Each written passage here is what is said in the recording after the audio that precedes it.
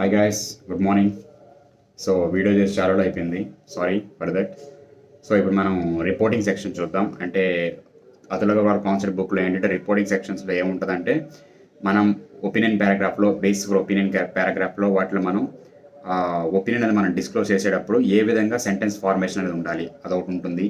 దాంతో ఏంటంటే reporting points అనమాట 143 సబ్సెక్షన్ 1, 3, 11, 12 ఈ సబ్సెక్షన్స్ అన్నింటిలో ఏంటంటే మనం ఏవే మ్యాటర్స్ అనేవి కవర్ చేయాలి అంటే క్యారో క్లాస్ ఇవన్నీ కవర్ అవుతాయి అన్నమాట దీంట్లో. సో ఇంతటితో అక్కడితో రిపోర్టింగ్ పార్ట్ అనేది కంప్లీట్ అవుతుంది. సో ఇప్పుడు మనం ఫస్ట్ యాజ్ పర్ 700 అనేది 705 అయినా కానీ మన ఒపీనియన్ ఆర్ మోడిఫైడ్ ఒపీనియన్ కానీ డిస్క్లోజ్ చేసేటప్పుడు ఈ సెంటెన్స్ ఫార్మేషన్ అనేది ఎలా ఉంటుంది ఆల్రెడీ మనం ఇది ప్రీవియస్గా డిస్కస్ చేసాం, గ్లాన్స్గా డిస్కస్ చేసాం వేరే టాపిక్స్లో. ఎస్ఏ 700 సిరీస్లో డిస్కస్ చేసేటప్పుడే అనుకుంటా. సో ఇప్పుడు ఏంటంటే ఇక్కడ ఆ ఒపీనియన్ పారాగ్రాఫ్స్ అనేవి మనం ఎలా డ్రాఫ్ట్ చేయాలి, ఇది కూడా క్వశ్చన్స్ అడిగేదానికి ఛాన్స్ ఉంది. ప్రీవియస్ కూడా ఒకసారి రెండుసార్లు నేను చూసాను క్వశ్చన్ కూడా. మనకి ఒక పారాగ్రాఫ్ ఇచ్చేసి ఏం చెప్తారంటే మీరు ఒపీనియన్ అనేది డ్రాఫ్ట్ చేయండి, ఎలా డ్రాఫ్ట్ చేయాలని చెప్పి అడుగుతాడు. పెద్ద కాంప్లికేట్ ఏమి ఉండదు, సింపుల్గానే ఉంటుంది. బట్ ఆ ఫార్మేషన్ పాయింట్స్ మధ్యలో ఒక పాయింట్ ఉంటుంది, ఆ పాయింట్ అనేది గుర్తుపెట్టుకోవడం ఇంపార్టెంట్ అనమాట. సో చూద్దామా? Okay. So first unmodified opinion. In case unmodified opinion అయితే ఒపీనియన్ పారాగ్రాఫ్లో ఏ విధంగా ప్రజెంట్ చేస్తామని చూద్దాం. In our opinion and to the best of our knowledge and according to the explanations given to us, financial statements give a true and fair view. ఇది ఇక్కడ important point. Finance statements give a true and fair view in conformity with accounting principles generally accepted in India of state of effects of entity as a 31st March a year అయితే అయ్యారు and profit and loss account and its cash flow for the year ended as on that date. So ఇది point అనమాట. ఇక్కడ ఏంటంటే unmodified opinion కాబట్టి ఇక్కడ మనకి negative comments ఏం లేవు కాబట్టి ఏం చేశారంటే in our opinion to the best of our knowledge finance statements give true and fair view and conformity accounts with accounting principles of state of affairs of the company అని చెప్పేశాడు. అదే in case qualified opinion కానీ అయితే ఏం చెప్తాడు, in our opinion to the best of our knowledge and according to the explanations given to us except for the effects of matter described in basis for qualified opinion section of our report financial statements give a true and fair. ఇక్కడ నుంచి మళ్ళీ common అనమాట. So ఇక్కడ ఏం చెప్తున్నాడు, ఏదైనా ఇప్పుడు qualified opinion అంటే ఏంటి, మెటీరియల్ బట్ నాట్ పర్వేజ్ అవుతుంది కదా. సో ఇక్కడ ఏమవుతుందంటే వాడు ఏం చెప్తున్నాడు, బేసిస్ ఫర్ ఒపీనియన్లో మేమైతే ఎక్స్ప్లెయిన్ చేసామో బేస్ ఫర్ క్వాలిఫైడ్ ఒపీనియన్ పారాగ్రాఫ్లో అవి తప్ప మిగతా ఇవన్నీ ఏంటంటే ట్రూ అండ్ ఫేర్గా ఉన్నాయి in conformity with the accounting principles of state of affairs cash flow statements reports అని చెప్తాడు. సో ఇక్కడ ఏంటంటే ఆ point except for the effect of matters described in basis for qualified opinion. Basis for qualified opinion disclose చేసినవి తప్పితే మిగతావన్నీ true and ఫేర్గా ఉన్నాయని చెప్తాడు. ఓకేనా? అది మోడిఫైడ్ ఒపీనియన్ అయితే, క్వాలిఫైడ్ ఒపీనియన్ అయితే. Next adverse opinion. Adverse opinion ఏం చెప్తారో చూద్దాం.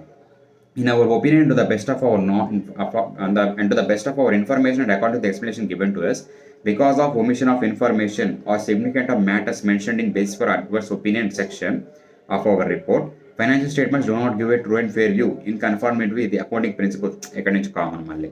సో ఇక్కడ పాయింట్ ఏంటి, అడ్వర్స్ ఒపీనియన్ అంటే ఏంటి, మెటీరియల్ అండ్ పర్వేజివ్. ఈ స్టేట్మెంట్స్ అనేవి మెటీరియల్ అండ్ పర్వేజివ్గా ఉన్నట్టు అనుకుంటాం కదా మామూలుగా. సో ఇక్కడ ఏం చెప్తున్నాడు, ఆ basis for adverse opinion disclose చేసిన మ్యాటర్స్ అన్నిటి వల్ల ఈ ఫైనాన్షియల్ స్టేట్మెంట్స్ అనేవి ట్రూ అండ్ ఫేర్గా లేవు in accordance with the accounting principles etcetera. Further matter అంటే సేమే, ఫస్ట్లో ఏమైతే చెప్పాము అదే. సో ఇక్కడ పాయింట్ ఏంటో అక్కడి నుంచి because of omission of information are significance of matter mention in base for adverse opinion section of our report financial statements do not give a true and fair view. So ఇక్కడ దా main point అనమాట. మనం qualified adverse opinion disclose చేసేటప్పుడు ఏంటంటే ఇలా disclose చేయాలి. ఇక్కడ ఏంటంటే ఈ త్రీ సెక్షన్స్లో ఏంటంటే unmodified opinion, qualified opinion, adverse opinion. ఇక్కడ మనం ఇన్ఫర్మేషన్ అది గ్యాదర్ చేస్తున్నాం అండ్ ఎక్స్ప్లెనేషన్ తీసుకుంటున్నాం కాబట్టి ఏం చెప్తున్నాడు, in our opinion and to the best of our knowledge and according to the explanation given to us అంటున్నాడు. బట్ డిస్క్లైమర్ ఆఫ్ ఒపీనియన్ ఏమవుతుంది, నువ్వు ఇన్ఫర్మేషన్ అది అప్డేట్ చేయలేవు అండ్ ఎక్స్ప్లెనేషన్ తీసుకోలేకపోతున్నావు కదా. అందుకని ఏం చెప్తారు చూడండి, we do not express an opinion on financial statements of entity because of significance of matters described in basis for disclaimer of opinion section of our report. We have not been able to obtain sufficient appropriate audit evidence to provide a basis for audit opinion on these financial statements. So ఏమంటున్నాడు ఇక్కడ, మేము opinion అనేది ఇవ్వట్లేదు, ఎందుకని మేము sufficient appropriate audit evidence అనేది gather చేయలేకపోతున్నాం. That which is described in base for disclaimer of opinion, ఆ సెక్షన్లో డిస్క్లోజ్ చేశాము అంటే సఫిషియెంట్ అప్రోప్రియేట్ ఎవిడెన్స్ అప్టైన్ చేయలేకపోతున్నాం కాబట్టి దీని మీద మేము ఒపీనియన్ డిస్క్లోజ్ అనేది చేయట్లేదు అని చెప్తున్నాడు. So very important. మామూలు ఫస్ట్ అదే ఉంది, నా opinion to the best of our knowledge and explanations given to us అని చెప్తున్నాడు. ఇక్కడ ఏమన్నా డైరెక్ట్గా we do not express our opinion, అసలు మేము ఒపీనియన్ ఎక్స్ప్రెస్ చేయట్లేదు అంటాడు. We do not express our opinion finance statements of entity because of significance of matters described in basis for disclaimer of opinion section of our report. We have not been able to obtain sufficient and appropriate audit evidence to provide a basis for audit opinion on these statements, on these financial statements. So opinion పారాగ్రాఫ్లో ఏం చేయాలంటే మనం ఇలా చేయాలి. In case basis for opinion పారాగ్రాఫ్లో ఏం చేయాలో చూద్దాం. Basis for opinion paragraph of audit report. When auditor modifies either qualified, adverse or disclaimer, the opinion of financial statements, auditor shall amend the heading basis for opinion. In case opinion unmodified opinion అనుకోండి, basis for opinion అంటే చాలు. అదే qualified opinion అనుకోండి, basis for qualified opinion. Adverse అయితే basis for qualified opinion. basis for adverse opinion. అదే disclaimer of opinion అయితే basis for disclaimer of opinion అని చెప్పి డిస్కస్ చేయాలి. And with this section include description of matter given rise to modification. ఇక్కడ specific format ఏం లేదు, ఇలా చెప్పాలి అని చెప్పి. మీరు ప్రీవియస్గా ఇప్పుడు క్వాలిఫైడ్ ఒపీనియన్ ఏం చెప్పారు, except the matters described in the basis for qualified opinion అంటున్నాడు. ఆ బేసిక్ ఎక్సెప్ట్ అనే కండిషన్స్ ఏవైతే ఉన్నాయో ఇక్కడ మనం బ్రీఫ్గా చెప్పాలన్నమాట. బేసిస్ ఫర్ క్వాలిఫైడ్ ఒపీనియన్ వల్ల ఎందుకని చెప్పి, ఓకేనా. అంటే ఆ నెగిటివ్ అసంప్షన్ మనకి ఏదైతే వచ్చిందో ఆ నెగిటివ్ అసంప్షన్స్ అనేవి మనం ఇక్కడ ఎందుకని ఇలా మనం డిస్క్లోజ్ చేసాం క్వాలిఫైడ్ ఒపీనియన్, ఆ పాయింట్ అనేది ఇక్కడ మెన్షన్ చేయాలి. దీని స్పెసిఫిక్ ఫార్మాట్ ఏం లేదు, బట్ హెడ్డింగ్ మాత్రం మార్చుకోవాలి. Basis for opinion, basis for qualified opinion, basis for adverse opinion, basis for disclaimer of opinion, అలా డిస్క్లోజ్ చేయాలి, ఓకేనా. Next emphasis of matter paragraph and other matter paragraph అయితే అలాగో చూద్దాం. ఇక్కడ emphasis of matter paragraph, we draw attention to note 10 of financial statements, our opinion is not modified in respect of this matter. ఇక్కడ ఏంటంటే emphasis of matter paragraph అంటే ఏంటి, ఒక మ్యాటర్కి మనం ఒక యూజర్స్ యొక్క అటెన్షన్ అనేది గ్రాప్ చేయడం కోసం అని చెప్పి ఇక్కడ emphasis of matter paragraph and other matter paragraph అని పెడతాం. ఎంఫసిస్ ఆఫ్ మ్యాటర్ పారాగ్రాఫ్ అయితే ఫైనాన్షియల్ డేటా ఉంటుంది, other matter paragraph non financial data అనేది కన్సిడర్ చేస్తాం కదా. మనం ఆల్రెడీ 706లో డిస్కస్ చేసాం ఇది, ఓకేనా. ఇక్కడ ఏమంటున్నారంటే ఆ నోట్ పాయింట్స్ అనేవి మేము గ్రాప్ చేస్తాం అటెన్షన్ అనేది. సో ఇది ఇంపార్టెంట్ పాయింట్ మీరు చూడాలని చెప్పి. We draw our attention to note 10 of financial statements అని చెప్పి లైట్గా డిస్క్లోజ్ చేసిన తర్వాత ఏం చేయాలంటే because of this our opinion is not modified అని చెప్పి లాస్ట్లో మెన్షన్ చేయాలి, ఓకేనా. In case of other matter అయితే అదర్ మ్యాటర్ అంతే, రెలవెంట్ మ్యాటర్స్ అలాగే డ్రాఫ్ట్ చేసి our opinion is not modified అని చెప్పాలి, ఓకేనా. అది emphasis of matter and other matter paragraph. Next in case of going concern related, going concern paragraph in audit report, material uncertainty related to going concern. We draw attention to note 10 of financial statements. As stated in note 10, this event or condition indicate that material uncertainty exists that may cast significant doubt on an entity's ability to continue as going concern. Our opinion is not modified. So, ఇక్కడ కూడా అంతే. మామూలుగా మనం SA 570కి మనం separate paragraph అనేది పెట్టుకోవచ్చు. So అక్కడ ఏం చేశాడు, ఆ entities ability to continue going concern suffer అవుతున్నప్పుడు ఆ పాయింట్ దగ్గర మెన్షన్ చేస్తాడు, ఆ నోట్ పాయింట్ని గ్రాప్ చేసి. సో అలా మెన్షన్ చేసిన దీనికి కూడా ఏం చెప్పాలి, our opinion is not modified. ఏదైనా సరే ఒపీనియన్ అనేది నాట్ మోడిఫైడ్ అని చెప్పి చెప్పాలి. ఏదో 701 కేసులో అయినా సరే, 706 కేసులో అయినా సరే, ఓకేనా. ఇది ఇక్కడతో మనకి ఏంటంటే ఆ opinion paragraph, base for opinion paragraph, emphasis of matter paragraph and other matter paragraph and SA 570 ప్రకారం ఎలా మనం మ్యాటర్ అనేది డ్రాఫ్ట్ చేయాలో మీకు అర్థమైంది అనుకుంటున్నాను. సో సింపుల్ ఇంతే. క్వశ్చన్ అడిగినా కానీ ఇలాగే అడుగుతాడు.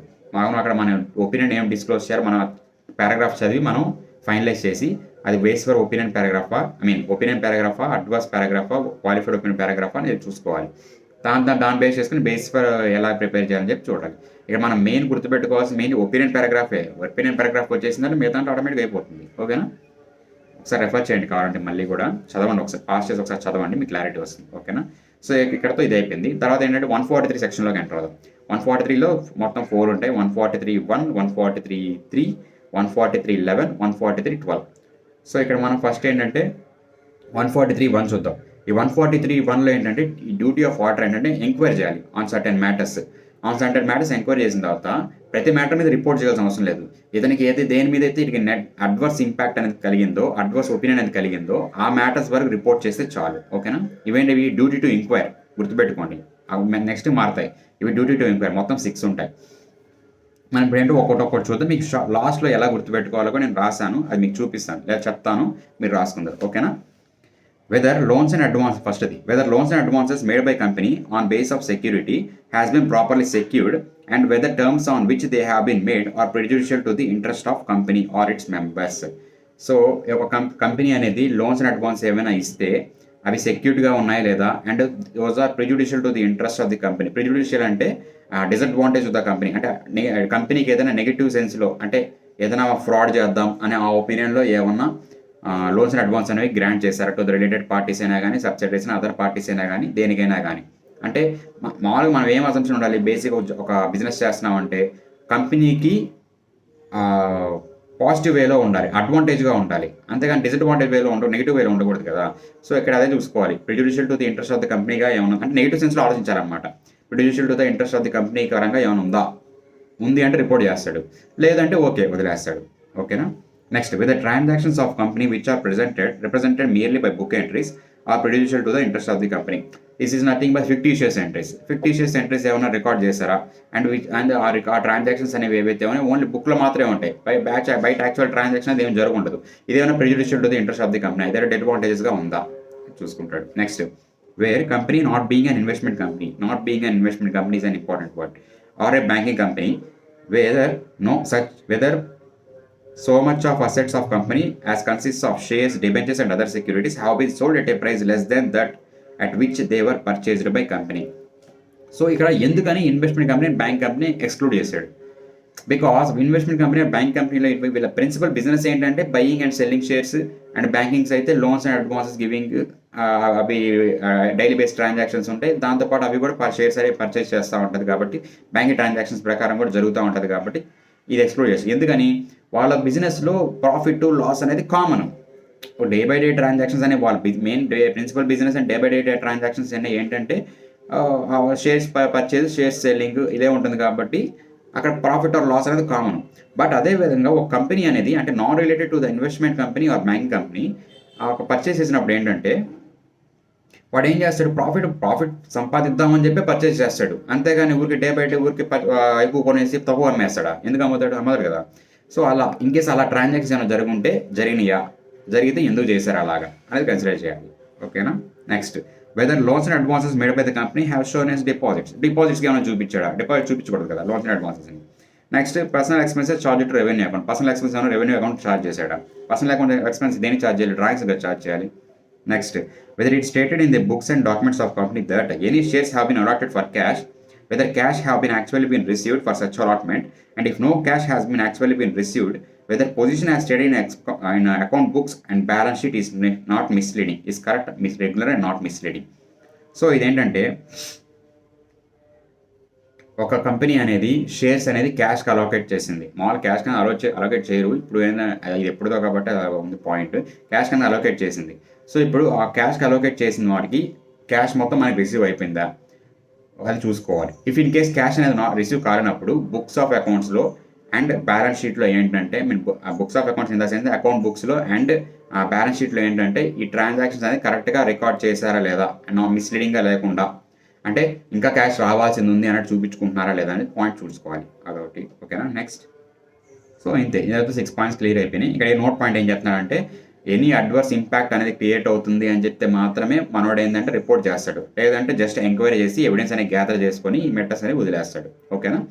సో ఇప్పుడు మనం ఎలా గుర్తుపెట్టుకోవాలి, అది పెద్ద పాయింట్. ఎందుకంటే దీంట్లో 6 పాయింట్స్ ఉంటాయి, నెక్స్ట్ దాంట్లో 15 పాయింట్స్ ఉంటాయి ఓవరాల్గా.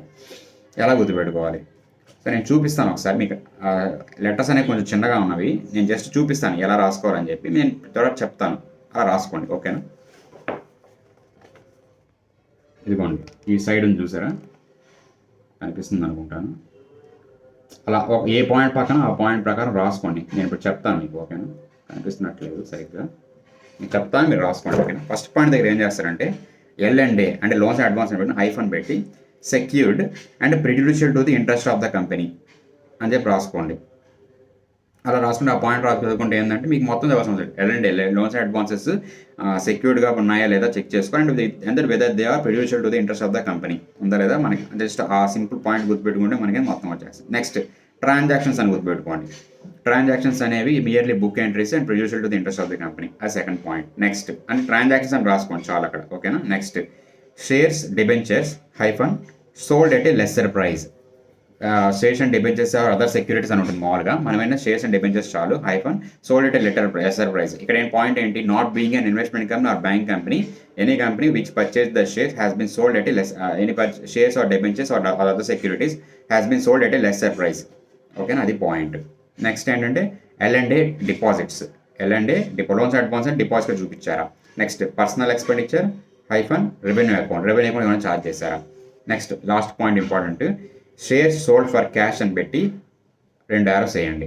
ఫస్ట్ దాంట్లో క్యాష్ రిసీవ్డ్ అయిపోయింది, ఓకే ఏం ప్రాబ్లం లేదో టిక్ పెట్టేసుకోండి. ఇన్ కేస్ క్యాష్ రిసీవ్ చేసుకోలేదు నో అని పెట్టుకున్న తర్వాత దాని కింద రాసుకోండి position in balance sheet is not misleading అని చెప్పి రాసుకోండి. ఓకేనా? అక్కడ పాయింట్ ఏంటి యాక్చువల్గా account books and balance sheet is correct, regular and not misleading. But మన పాయింట్ ఏంటి మనకి గుర్తుండాల్సింది నాట్ మిస్లీడింగ్గా లేకుండా ఉండడం మన పాయింట్. సో ఆ విధంగా రాసుకున్నారంటే మీకు ఈ 6 పాయింట్స్ అనేవి కవర్ అయిపోతాయి. ఇప్పుడు చూడండి L&A సంబంధించింది secured not prejudicial to the prejudicial to the interest of the company అని ఉందా. దాని తర్వాత transactions sold at a lesser price, L&A deposits, personal expenditure charge to revenue account. దాని తర్వాత అంటే షేర్స్ సోల్డ్ ఫర్ క్యాష్, ఆ point. ఓకేనా? 6 points మొత్తం. ఓకేనా? ఇక్కడ మెయిన్ గుర్తుపెట్టాలి, ఇక్కడ డ్యూటీ టు ఎంక్వైరీ అంతే, రిపోర్ట్ కాదు. Duty to enquiry in case any adverse impact అనేది క్రియేట్ అవుతుందంటే అప్పుడు మాత్రం రిపోర్ట్ చేస్తాడు. ఓకేనా? నెక్స్ట్ 143 సబ్సెక్షన్ 3 అనమాట. దీంట్లో మొత్తం 15 పాయింట్స్ ఉంటాయి ఓవరాల్గా మొత్తం కన్సిడర్ చేస్తే, ఇంక్లూడింగ్ అదర్ మ్యాటర్స్. సో ఇక్కడ ఏంటంటే డ్యూటీ టు రిపోర్ట్, ఇక్కడ ఏంటంటే ప్రతి మ్యాటర్ మీద రిపోర్ట్ చేయాలి. ఓకేనా? అవేంటో చూద్దాం. దీన్ని కూడా నేను షార్ట్ కట్గా రాశాను, బట్ ముందు మెయిన్ పాయింట్స్ అన్ని చూసుకుందాం. దాని తర్వాత నేను షార్ట్ కట్ ఎలా అని చెప్పి చెప్తాను. ఓకేనా? ఐ హోప్ మీకు ఈజీగా అనిపిస్తుంది అనుకుంటున్నాను. ఓకేనా? మీ కామెంట్స్లో ఒకసారి మెన్షన్ చేయండి. ఓకేనా? ఎలా అనిపించింది అని చెప్పి.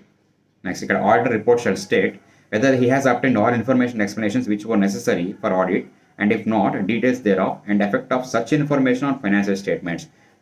సో ఇక్కడ ఆర్డర్ కావాల్సిన ఇన్ఫర్మేషన్ అండ్ ఎక్స్ప్లెనేషన్స్ ఏవైతే కావాలో అన్ని కలెక్ట్ చేసుకున్నాడు. ఇన్ కేసు కలెక్ట్ చేసుకోండి, ఎందుకు కలెక్ట్ చేసుకోలేదు, దాని ఇంపాక్ట్ ఫైనాన్షియల్ స్టేట్మెంట్స్ మీద ఏమేమి ఉంటుంది, ఎలా ఉంటుంది అని చూపించాలి. అది ఫస్ట్ పాయింట్. ఇక్కడ ఏంటంటే ఎగ్జాంపుల్స్ అనేవి అంత నీడెడ్ కాదు, ఎందుకంటే జనరలైజ్డ్గా ఉంటాయి, చాలా జనరలైజ్డ్గా ఉంటాయి. మనం రెగ్యులర్గా చేసే ఆడిట్లోదే, బట్ మనం ఏంటంటే అంతగా దాన్ని ఏంటంటే స్ట్రెస్ చేయం పాయింట్ని. బట్ మనం ఎవ్రీడే డైలీ ఆడిట్ బేస్లో మనం ఏంటంటే ఇవన్నీ చూస్తూనే ఉంటాం. ఓకేనా? అందువల్ల నేను ఎగ్జాంపుల్స్ అని కన్సిడర్ చేయట్లేదు, ఎందుకంటే ఎగ్జాంపుల్స్ కన్సిడర్ చేసినా కానీ వీడియో అనేది లెంత్ అయిపోతుంది. కానీ ఇక్కడ మీకు వచ్చే బెనిఫిట్ అనేది ఏముండదు. ఇప్పుడు వేరే మామూలు ఎస్ఐ 600 ఆ సిరీస్ అంటే ఏంటంటే ప్రతి పాయింట్ టు పాయింట్ లింక్ ఉంటుంది కాబట్టి మీకు ఎగ్జాంపుల్ చెప్పిన ఒక విధంగా ఉంటుంది, అంటే గుర్తుపెట్టడానికి ఉంటుంది. ఇక్కడ ఏంటంటే అలా ఏం లేదు.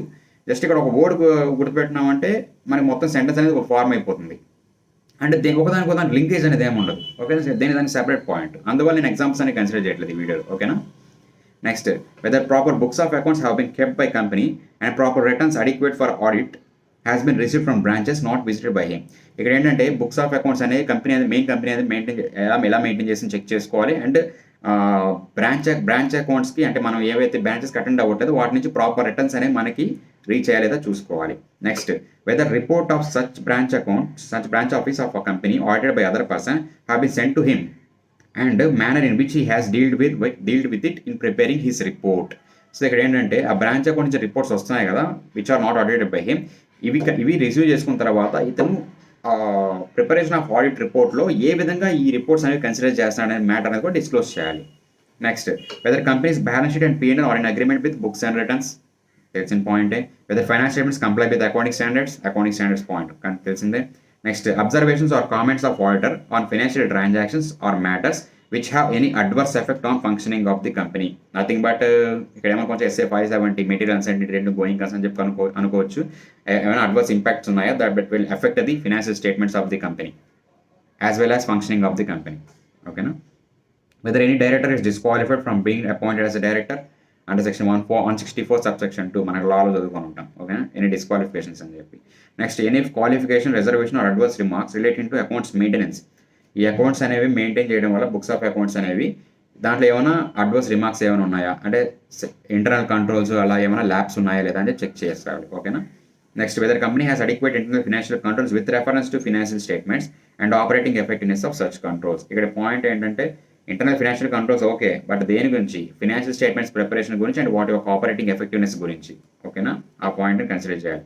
ఇక్కడ ఒక పాయింట్ ఉంటుంది, this point is not applicable to 1-person company and private companies having turnover less than 50 crores and aggregate borrowings less than 25 crores at any time during the year.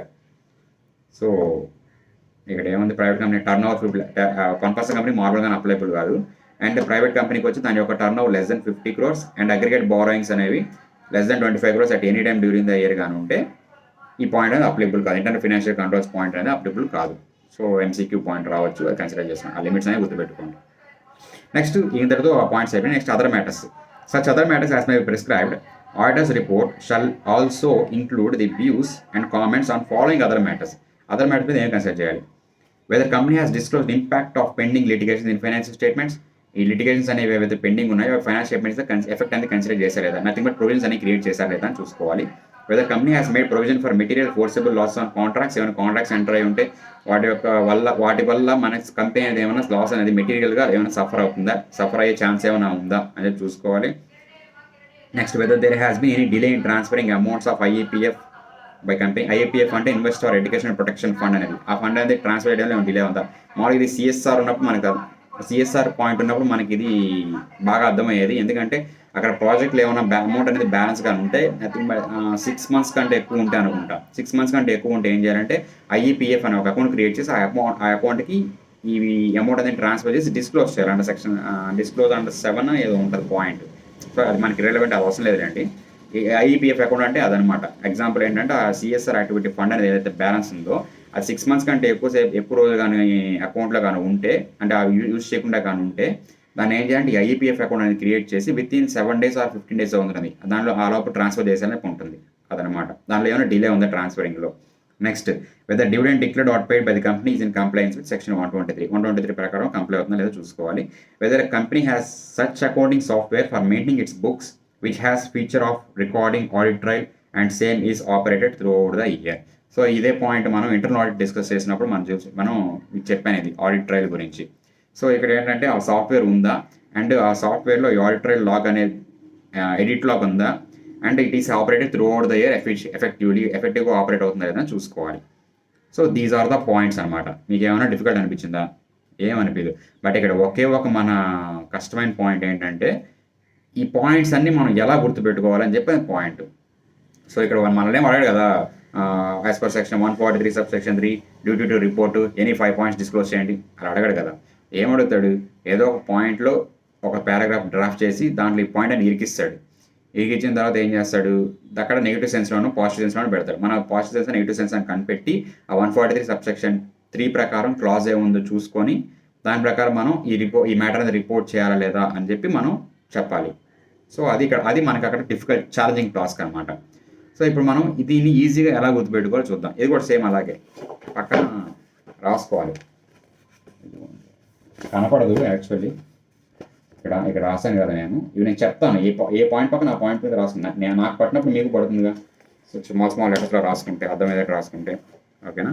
So అందువల్ల నేను చెప్తాను. ఫస్ట్ దానికి ఏంటి, information and explanation రాసుకోండి. Info and explanation.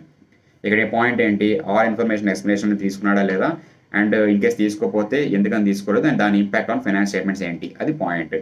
Next books of accounts company, books of accounts అని రాసుకోండి, BOA hyphen company. దానికి మళ్ళీ second point preparing proper returns branch branch అని పెట్టుకోండి. సో ఇక్కడ ఏంటి, బుక్స్ ఆఫ్ అకౌంట్స్ అనేవి బ్యాంక్ కంపెనీ ఎలా ప్రిపేర్ చేసింది, అండ్ ప్రాపర్ రిటర్న్స్ అనేవి బ్రాంచ్ నుంచి వచ్చాయా లేదా, which are not visited by him అని చూసుకోవాలి. నెక్స్ట్ ఏంటి, రిపోర్ట్స్ ఆఫ్ బ్రాంచ్. నెక్స్ట్ ఈ పాయింట్ దగ్గర ఏంటి, రిపోర్ట్స్ ఆఫ్ బ్రాంచ్ అని రాసుకోండి. ఇక్కడ రిపోర్ట్స్ ఆఫ్ బ్రాంచ్ ఆఫీస్ అంటే ఏంటి, ఇక్కడ బ్రాంచ్ ఆఫీస్ ఇక్కడ విజిట్ అవ్వలేదు, ఆ రిపోర్ట్స్ అనేవి ఇతనికి రిసీవ్ చేసుకుంటాడు. రిసీవ్ చేసుకున్న తర్వాత ఇతను ప్రిపేర్ చేసే ఆడిట్ రిపోర్ట్లో దీన్ని ఏ విధంగా యూజ్ చేస్తున్నాడు, ఏ విధంగా కన్సిడర్ చేస్తున్నాడు ఇంపాక్ట్ అనేది అని చెప్పి అది ఆ పాయింట్. నెక్స్ట్ D పాయింట్ దగ్గర ఏం రాస్తారంటే balance sheet P&L hyphen books of accounts అని పెట్టుకోండి. అంటే ఏంటి, in agreement with the books of account, balance sheet and P&L in agreement with the books of accounts, ఆ point. Next accounting standards, finance statements are in compliance with accounting standards. Next comments hyphen adverse అని చెప్పి రాసుకోండి. ఇక్కడ ఏంటి, any observations or comments on financial transactions that have adverse impact on functioning of the company. వీటి యొక్క nothing but SA 517 example రాసుకోండి ఓకేనా. Next director DIR అని పెట్టి హైఫన్ సెక్షన్ 164 subsection 2 అంటే disqualification. Any disqualifications has been encountered by the director as per section 164 subsection 2, ఇది point. Next accounts maintenance, ఇది నేను చెప్పాను మీకు, చెప్పానండి. అకౌంట్స్ మెయింటెనెన్స్, ఈ అకౌంట్స్ మెయింటెనెన్స్ యొక్క వీటిలో క్వాలిఫికేషన్స్ రిమార్క్స్ ఏమైనా ఉన్నాయా అనే పాయింట్ అనమాట. Next IFC hyphen financial statement, FS అని రాసుకోండి. ఇక్కడ ఏంటి, ఇంటర్నల్ ఫినాన్షియల్ కంట్రోల్స్ అనేవి ఉన్నాయి లేదా, particularly regarding to the financial statement preparation and whether they are operating effectively, ఆ పాయింట్. నెక్స్ట్ అదర్ మ్యాటర్స్కి వచ్చేసాము. ఇంకా మామూలుగా దానిలో పాయింట్ అనేది ఏంటంటే 1% కంపెనీకి అప్లికబుల్ కాదు, అండ్ ప్రైవేట్ కంపెనీకి అప్లికబుల్ కాదు, which has turnover of 50 crores less than 50 crores and aggregate borrowings which are less than 25 crores at any time during the year. ఆ పాయింట్ ఉంది. నెక్స్ట్ జే అదర్ మ్యాటర్స్ ఏంటంటే మీకు నేను ఇక్కడ short cut ఒకటి చెప్తాను. ID-ల్యాప్ అని పెట్టుకోండి. ID-ల్యాప్. సో ఇక్కడ ఐ అంటే ఏంటంటే IEPF ట్రాన్స్ఫర్. ఎనీ డిలే ఏమైనా ఉందా IEPF ట్రాన్స్ఫర్ డిలేలో? మీ అక్కడ IEPF ఉంది కదా, అక్కడ మీరు రాసుకోండి IEPF ట్రాన్స్ఫర్ అని చెప్పి రాసుకోండి. ఈ ID-ల్యాప్ అనేది పక్కన ఇక్కడ రాసుకోండి. అదర్ మ్యాటర్స్ దగ్గర ఇక్కడ రాసుకోండి. ఇక్కడ IDPF అని రాసుకోండి. నేను చెప్పేవి ఇక్కడ రాసుకోండి. ఓకేనా? అక్కడ IEPF ట్రాన్స్ఫర్ అని చెప్పి రాసుకోండి. I అంటే అది. D అంటే dividend as per section 123 compliant ఉందా లేదా చూసుకోవాలి. ID. నెక్స్ట్ L అంటే litigations. Any pending litigation that have impact on the finance statements consider చేశారు కదా నా పాయింట్. నెక్స్ట్ ఏ అంటే ఏంటంటే accounting software that is audit trail log. Accounting software -audit trail feature అని రాసుకోండి. ఓకేనా? నెక్స్ట్ P అంటే ప్రొవిజన్ ఫర్ లాస్ అంటే based on the contracts enter అయినందువల్ల ఆ provision for material forcible loss ఏదైనా ఉందా అని చెప్పి ఆ పాయింట్ ఉంటుంది. మీరు అక్కడ ఏమైనా రాసుకుంటే ప్రొవిజన్ ఫర్ లాస్ అని రాసుకోండి. So these are the points అనమాట. సో మీరు ఒకసారి వీడియో పాస్ చేసి చదవండి కావాలంటే. ఈ సైడ్ పాయింట్ నేనేమైతే చెప్పానో ఇవి చదివితే మీకు ఆటోమేటిక్ ఈ మ్యాటర్ అనేది ఆటోమేటిక్ మొత్తం మీకు డ్రాఫ్ట్ చేయడానికి కూడా ఈజీగా వచ్చేస్తుంది అనమాట. బట్ క్లియర్లీ ఏంటి, ఫస్ట్ టైం మనం ఏం చదివి ఉండాలి, as per material main book material చదివి ఉండాలి. చదివిన తర్వాత ఇలా మనం ప్రిపేర్ చేసుకోవడం వల్ల యాక్చువల్లీ మీరు ప్రిపేర్ చేసుకుంటే బాగుంటుంది. బట్ నేను ఆల్రెడీ ప్రిపేర్ చేశాను కాబట్టి చెప్తే బాగుంటుంది అని చెప్పి, అంటే వీడియోస్ చూసేది అందుకోసం కదా మెయిన్. సో అందుకోసం అని చెప్పి నేను కన్సిడర్ చేశాను. సో ఇప్పుడు మీరు ఒకసారి పాస్ చేసి 143 సబ్సెక్షన్ 1 అయినా 140 సబ్సెక్షన్ 3 అయినా సరే మనం జస్ట్ సైడ్ రాసుకున్న పాయింట్స్ ఒకసారి ఆలోచించి చూడండి ఎంత ఈజీగా మనకి రిమెంబర్ అవుతాయి. బట్ మీరు ఇక్కడ చేయాల్సిన ఒక పాయింట్ ఏంటంటే ఈ సైడ్ ఉండే పాయింట్స్ని అట్లీస్ట్ ఒక 2-3 సార్లు ఒకసారి జస్ట్ మెమరైజ్ చేసుకుని ట్రై చేస్తే చాలు. మీ దాంట్లో మీకు ఆటోమేటిక్ కంటెంట్ వచ్చేసింది. ఓకేనా? సో ఇంతటితో 143 సబ్సెక్షన్ 1 సబ్సెక్షన్ 3 అయిపోయింది. ఇంకా 11-12 ఉంది. 11 ఏంటంటే క్వారో క్లాస్. 12 ఏంటంటే రిపోర్టింగ్ ఆన్ ఫ్రాడ్స్ అనమాట. ఫస్ట్ మనం 143 సబ్సెక్షన్ 12 చూసేద్దాం, రిపోర్టింగ్ ఫ్రాడ్స్ మీద. అది ఏంటో చూద్దాం. చాలా ఈజీ. మనకి ఇంతకుముందు పాత ఆడిట్ సిలబస్లో కూడా ఈ పాయింట్స్ అనేవి ఉండేది. కంపెనీ ఆడిట్ ఉంది కదా, అప్పుడు దాంట్లో ఉన్నది ఈ పాయింట్. సో అదే పాయింట్ ఉంటుంది, పెద్ద ఏమి ఉండదు. చేయండి, చూద్దామండి. Reporting to central government. The auditor of a company has reason to believe that offense of fraud involving 1 crore or above, greater than or equal to 1 crore, గుర్తుపెట్టుకోండి, has been committed in company by its officer or employees. Committed in its company commit చేసే by officer or employees. Auditor shall report the matter to the central government within the following time and manner. ఇది central government report చేయాలంట. ఎలాగా? Auditor shall report matter to board or audit committee within 2 days of his knowledge of fraud, seeking their reply within 45 days. ఆడిటర్కి knowledge వచ్చిన within 2 days లోపు ఏంటంటే బోర్డుకి audit committee, board ఉంటే బోర్డుకి, audit కమిటీకి report చేయాలి. ఏమని రిపోర్ట్ చేసి ఏం అడగాలి? ఈ రిప్లై అనేది వితిన్ 45 daysలో ఎక్స్పెక్ట్ చేస్తున్నాం అని చెప్పి ఇప్పుడు చెప్పాలి. Next on receipt of such reply వచ్చిన తర్వాత auditor shall forward his report and reply of board or audit committee to central government within 15 days of receipt of such reply. ఆ reply వచ్చిన within 15 daysలో ఏం చేయాలంటే ఈ రిప్లైస్ అన్నీ కలిపి సెంట్రల్ గవర్నమెంట్కి మనోడు వితిన్ 15 days సెండ్ చేయాలి. from the date of receipt of reply. In case reply రాలేదు అప్పుడు ఏం చేయాలి? In case auditor fails to get in a reply, he shall forward his report to central government along with a note that he has not received any reply. Note మాకు replies ఏం రాలేదు అని చెప్పి ఆ నోట్తో సెంట్రల్ గవర్నమెంట్ గ్యాస్ పంపించేయాలి. 45 days expire అయిపోయిన దగ్గర నుంచి వితిన్ 15 daysలో పంపించేసేయాలి. Next report shall be sent to secretary of MCA in a sealed cover by registered post with acknowledgement due or by speed post followed by email. RPAD ద్వారా అయినా కానీ లేదా speed post and speed post చేసిన followed by email, ఆ విధంగా అయినా సరే సెక్రటరీకి పంపించాలి. Report shall be sent on, report దేని సెండ్ చేయాలి? On letter head of auditor containing postal address, email address and mobile number and be signed by auditor with his seal and membership number. ఇవన్నీ consider చేసి పంపించాలి. And report shall be ఫాన్ the form of form 84 note ఉంటుంది, ఆ ఫామ్లో ఉండాలి. Next reporting to audit committee or board. ఇక్కడ దాకా ఏంటి? ఫ్రాడ్ అనేది 1 crore ఆర్ మోర్ అయితే. ఇక్కడ ఇప్పుడు నేను చెప్పేది ఏంటంటే లెస్ దెన్ 1 crore అయితే పరిస్థితి ఏంటి? Reporting to audit committee or board అనమాట. ఇక్కడ in case of fraud involving less than 1 crore, auditor shall report the matter to the audit committee or board within 2 days of his knowledge of fraud, specifying nature of fraud with description, amount involve and parties involve. ఇక్కడ ఏంటంటే central గవర్నమెంట్కి inform చేయాల్సిన అవసరం లేదు, board audit కమిటీకి inform చేయాలి within 2 days of his knowledge. Describing ఏం చేయాలి?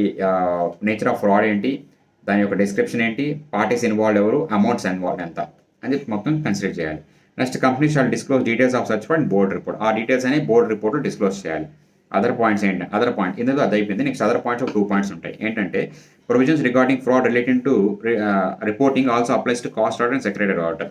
కాస్ట్ ఆర్డర్ అండ్ సెక్రటరీ కూడా ఇవే పాయింట్స్ అప్లై అవుతాయి అని చెప్తున్నాడు. In case non complains, in case order అనేది ఈ నాన్ కంప్లైన్స్ వాళ్ళు ఫెయిల్ కానీ అయితే పెనాల్టీ ఉంటుంది. పెనాల్టీ ఏంటి, ఇన్ కేస్ లిస్టెడ్ అయితే 5 lakhs రూపీస్ ఉంటుంది. అదే అదర్ ఎంటిటీస్ కానీ అయితే 1 lakh రూపీస్ అనేది ఉంటుంది. ఇవి పెనాల్టీస్ అనమాట. సో ఇంతటితో 143 సబ్సెక్షన్ 12 కూడా అయిపోయింది. ఇక్కడ ఏం చెప్పాం, greater than or equal to 1 crore కానీ అయితే సెంట్రల్ గవర్నమెంట్ రిపోర్ట్ చేయాలి within 2 days of his knowledge. Board or audit కమిటీకి ఇన్ఫార్మ్ చేయాలి along with mentioning that reply seeking within 45 days. ఈ రిప్లై వచ్చిన దగ్గర నుంచి విత్ ఇన్ 15 days లోపు ఏంటంటే సెంట్రల్ గవర్నమెంట్కి అలాంగ్ విత్ ది రిప్లైస్ అనేది రిపోర్ట్ అనేది సెండ్ చేయాలి. ఇన్ కేస్ రిప్లైస్ కానీ రాకపోతే రిప్లైస్ రాలేదని ఒక నోట్ పాయింట్ మెన్షన్ చేస్తే దాంట్లో సెండ్ చేయాలి. ఏ విధంగా సెండ్ చేయాలి, RPAD or speed post forward by email. And ఇది మ్యాటర్ అంతా ఏంటంటే లెటర్ హెడ్ మీద ఉండాలి, containing postal address, email address, mobile number and along with his seal and membership number and with his form 84లో ఉండాలి. So in case less than 1 crore కానీ అయితే board or audit రిపోర్ట్కి బోర్డర్ ఆడిట్ కమిటీకి within 2 days of his knowledge mentioning the description, nature of fraud and amounts involve, parties involve ఇవన్నీ mention చేసి submit చేయాలి. Audit committee are board ఏం చేయాలంటే రిపోర్ట్లో పెట్టాలి. ఇది పాయింట్స్. నెక్స్ట్ ఇంకా సేమ్ ఇదే points cost auditor and secretary auditor కూడా అప్లైబుల్ అవుతుంది. అండ్ ఇన్ కేస్ పెనాల్టీస్ ఏంటంటే in case 143 subsection 12 non complains కానీ అయితే లిస్టెడ్ ఎంటిటీ అయితే 5 lakhs, అదర్ ఎంటిటీ అయితే 1 lakh అనేది పెనాల్టీ అనేది పే చేయాల్సి వస్తుంది. సో ఇది 143 సబ్సెక్షన్ 12. సో ఇప్పుడు 143 సబ్సెక్షన్ 11 కారో. సో కారోలో ఫస్ట్ మనకి అప్లికబిలిటీ అది ఉంటుంది, అది చూద్దాం. దాన్ని చూసిన తర్వాత మీకు ఈ క్లాసెస్ అనేవి ఎలా ఒక ఆర్డర్లో గుర్తుపెట్టుకోవాలని క్లాస్ 1 క్లాస్ 2 అలా ఉంటుంది కదా, ఎలా గుర్తుపెట్టుకోవాలని చెప్పి ఒక చిన్న స్టోరీలా క్రియేట్ చేసాం, అది చూద్దాం. ఓకేనా, ఫస్ట్ అప్లికబిలిటీ చూద్దాం.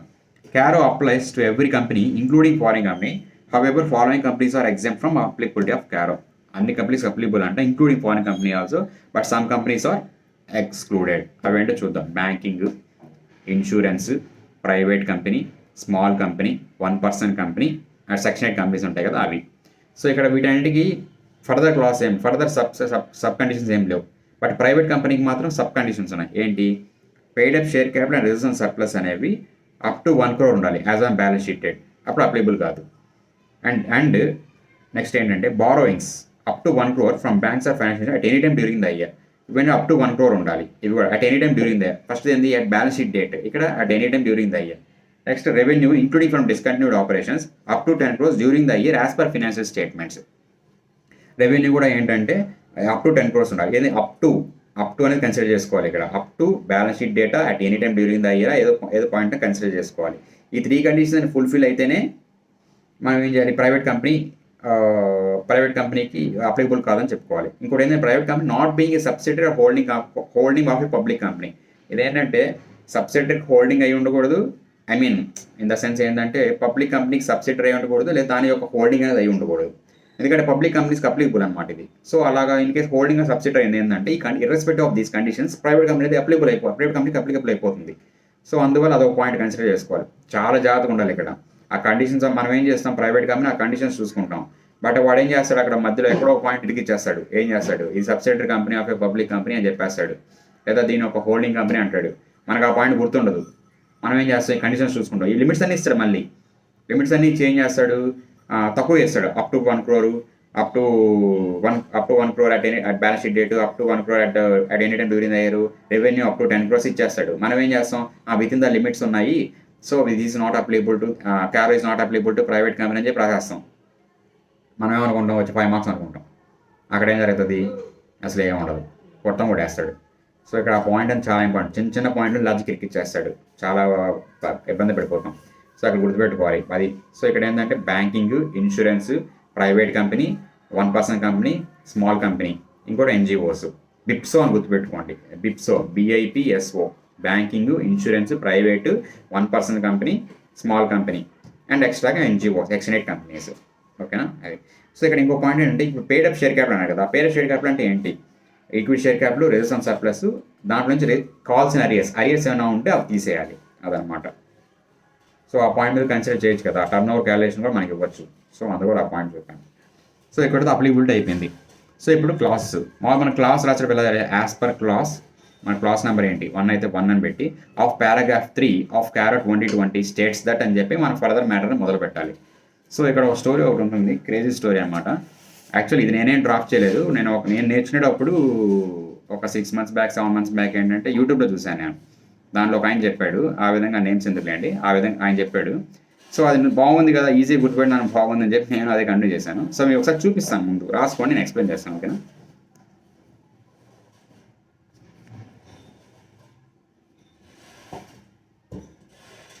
సో కనపడింది కదా? ఓకే, పాస్ చేసి రాసుకోండి, నేను ఇది చెప్తాను మీకు. ఓకేనా? సో ఇది షార్ట్కట్ అనమాట. ఒక స్టోరీలా గుర్తుపెట్టుకుంటే మన ఫర్దర్ పాయింట్స్ అని ఈజీగా ఉంటుంది. ఓకేనా? ఫస్ట్ ఏంటంటే ఎఫ్ఐఎల్ ఉంది కదా, అది ఫస్ట్ కన్సిడర్ చేయాలి. సెకండ్ది కార్లో పెట్రోల్. సో కార్లో పెట్రోల్ ఫిల్ చేయాలి. ఫస్ట్ ఎఫ్ఐఎల్ దేంట్లో ఫిల్ చేయాలి? కార్లో పెట్రోల్ ఫిల్ చేయాలి. చేసిన తర్వాత కార్ సైడ్లో అంటే సిఎస్ ఉంది కదా, కార్ సైడ్లో యుఎంఆర్ఎఫ్ అని టైర్ ఉంది. మామూలు ఆర్ఎంఎఫ్ టైర్ ఉంటుంది కదా, ఆర్ఎంఎఫ్ కంపెనీ టైర్ ఉంది కదా, ఎంఆర్ఎఫ్ టైర్ ఉంది కదా. మనకి ఇక్కడ ఏంటంటే యుఆర్ఎంఎఫ్ టైర్ అని పెట్టుకుంటాం. యుఆర్ఎంఎఫ్ టైర్ ఉంది. దాంట్లో ఆ కార్లో ఎన్ఆర్ అంటే ఎన్టీఆర్ రామ్ చరణ్ ఏసీ వేసుకొని ఆర్సీ అనే బాటిల్ కొనుక్కొని అవుటింగ్కి వెళ్ళారు. అవుటింగ్కి వెళ్తే మహేష్ బాబు కనిపించాడు మధ్యలో. సో అందరు కలిసి మళ్ళీ ఏం చేశారు, టూర్కి వెళ్ళిపోయారు. సో ఇది షార్ట్ కట్ అనమాట. యాక్చువల్లీ క్రేజీగా ఉంటుంది, బట్ మనకి కావాల్సింది గుర్తుపెట్టుకోవడం. క్లాస్ వరుసగా గుర్తుపెట్టుకోవాలి కాబట్టి మనకి ఏదో ఒక స్టోరీ, పనిమాలిన స్టోరీ మనకు గుర్తుంటే చాలు. ఓకేనా? సో మళ్ళీ ఒకసారి చూద్దాం. ఫిల్ చేయాలి. ఏం ఫిల్ చేయాలి? కార్లో పెట్రోల్ ఫిల్ చేయాలి. అలాగే కార్ సైడ్లో యుఆర్ఎంఎఫ్ అనే టైర్ ఉంది. ఆ కార్లో ఎన్టీఆర్ రామ్ చరణ్ ఏసీ వేసుకొని వెళ్తూ ఉన్నారు. ఆర్సీ అనే బాటిల్ కొనుక్కొని వెళ్తూ ఉంటే అవుటింగ్కి వెళ్ళారు. అవుటింగ్లో వెళ్తూ ఉంటే మధ్యలో ఏం చేశారు, మహేష్ బాబు కనపడాడు, హై డార్లింగ్స్ అని చెప్పి. సో మహేష్ బాబు కనపడంగానే ఏం చేశారంటే అతను సరే మనందరం కలిసి వెళ్దాం, ఒకరు విడివిడిగా ఎందుకని చెప్పి అనుకొని అందరికీ సూర్యుకి వెళ్ళిపోయారు. సో ఇది స్టోరీ. సో ఇక్కడ చూద్దాం, అసలు ఫస్ట్ నుంచి చూద్దాం. ఎఫ్ అంటే ఏంది? ఎఫ్ అంటే fixed assets, PP intangible assets ఉన్నాయి కదా, ఆ ఫస్ట్ క్లాస్ అది. Next I inventory. Next L loans guarantees, LIGS ఉంది కదా, loans investment guarantees and securities, ఆ పాయింట్. నెక్స్ట్ కారు పెట్రోల్, అదేంటంటే compliance public deposits. Next car సైడ్లో సిఎస్, అదేంటంటే cost records statutory dues. Next ఏంటంటే యుఆర్ఎంఎఫ్ టైర్ అనుకున్నాం కదా, ఆ టైర్ అంటే undisclosed income, repayment of dues, money raised from public. F అంటే ఫ్రాడ్, యుఆర్ఎంఎఫ్. ఓకేనా? నెక్స్ట్ ఎన్ఆర్ అంటే Nidhi company related parties. NR RC అనే బాటిల్ కొనుక్కొని. ఆర్సీ అంటే registration of companies, registration of NBFC and non cash transactions అనమాట. Non cash transactions, ఒక second, internal audit. Sorry NR ఏం చెప్పి అనుకున్నాము, నిధి కంపెనీస్ రిలేటెడ్ పార్టీస్ అంటున్నాం కదా. ఎన్ఆర్ ఏసీ అనే పాయింట్ మర్చిపోయాం. ఏసీ అంటే ఆడిట్ అంటే ఇంటర్నల్ ఆడిట్. సి అంటే non cash transactions, cash transactions, అక్కడ మనం నాన్ క్యాష్ ట్రాన్సాక్షన్ గుర్తుపెట్టుకోవాలి. వేసుకొని ఆర్సీ అనే బాటిల్ కొనుక్కొని. ఆర్సీ అంటే registration of NBFC and cash losses. C అంటే క్యాష్ లాసెస్. అవుటింగ్ వెళ్ళారు. అవుటింగ్ అంటే ఏంటంటే outgoing auditor, resignation of auditor అనమాట యాక్చువల్గా. అది అవుట్ గోయింగ్ ఆడిటర్. దారిలో ఏం చేశారు, మహేష్ బాబు కనపడ్డాడు. మహేష్ అంటే ఏంది, మెటీరియల్ అన్సర్టనిటీ గోయింగ్ కన్సర్న్ అనమాట, ఆ పాయింట్.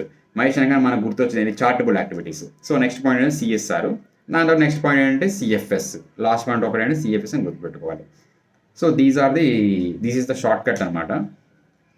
సో ఇంకొకసారి చూద్దాం. ఫస్ట్ ఫిల్ చేయాలి. ఏం ఫిల్ చేయాలి? Fixed assets, inventory, loans, investment, guarantee, securities. ఏం ఫిల్ చేయాలి? కార్లో పెట్రోల్ ఫిల్ చేయాలి. Car petrol. సి అంటే కంప్లయన్స్ అండ్ పి అంటే పబ్లిక్ డిపాజిట్స్. కార్ సైడ్ అంటే ఏంటి? Cost record, stator reduce. Car సైడ్లో యుఆర్ఎంఎఫ్ టైర్ ఉంది. మన ఎంఆర్ఎఫ్ టైర్ అంటే మన యుఆర్ఎంఎఫ్ టైర్ ఉంది. యు అంటే అన్డిస్క్లోజ్డ్ ఇన్కమ్, ఆర్ఎంఎఫ్ కదా, ఆర్ అంటే రీపేమెంట్ ఆఫ్ డ్యూస్, ఎం అంటే money raised from public, F అంటే ఫ్రాడ్. సో యుఆర్ఎంఎఫ్ టైర్ ఉంది.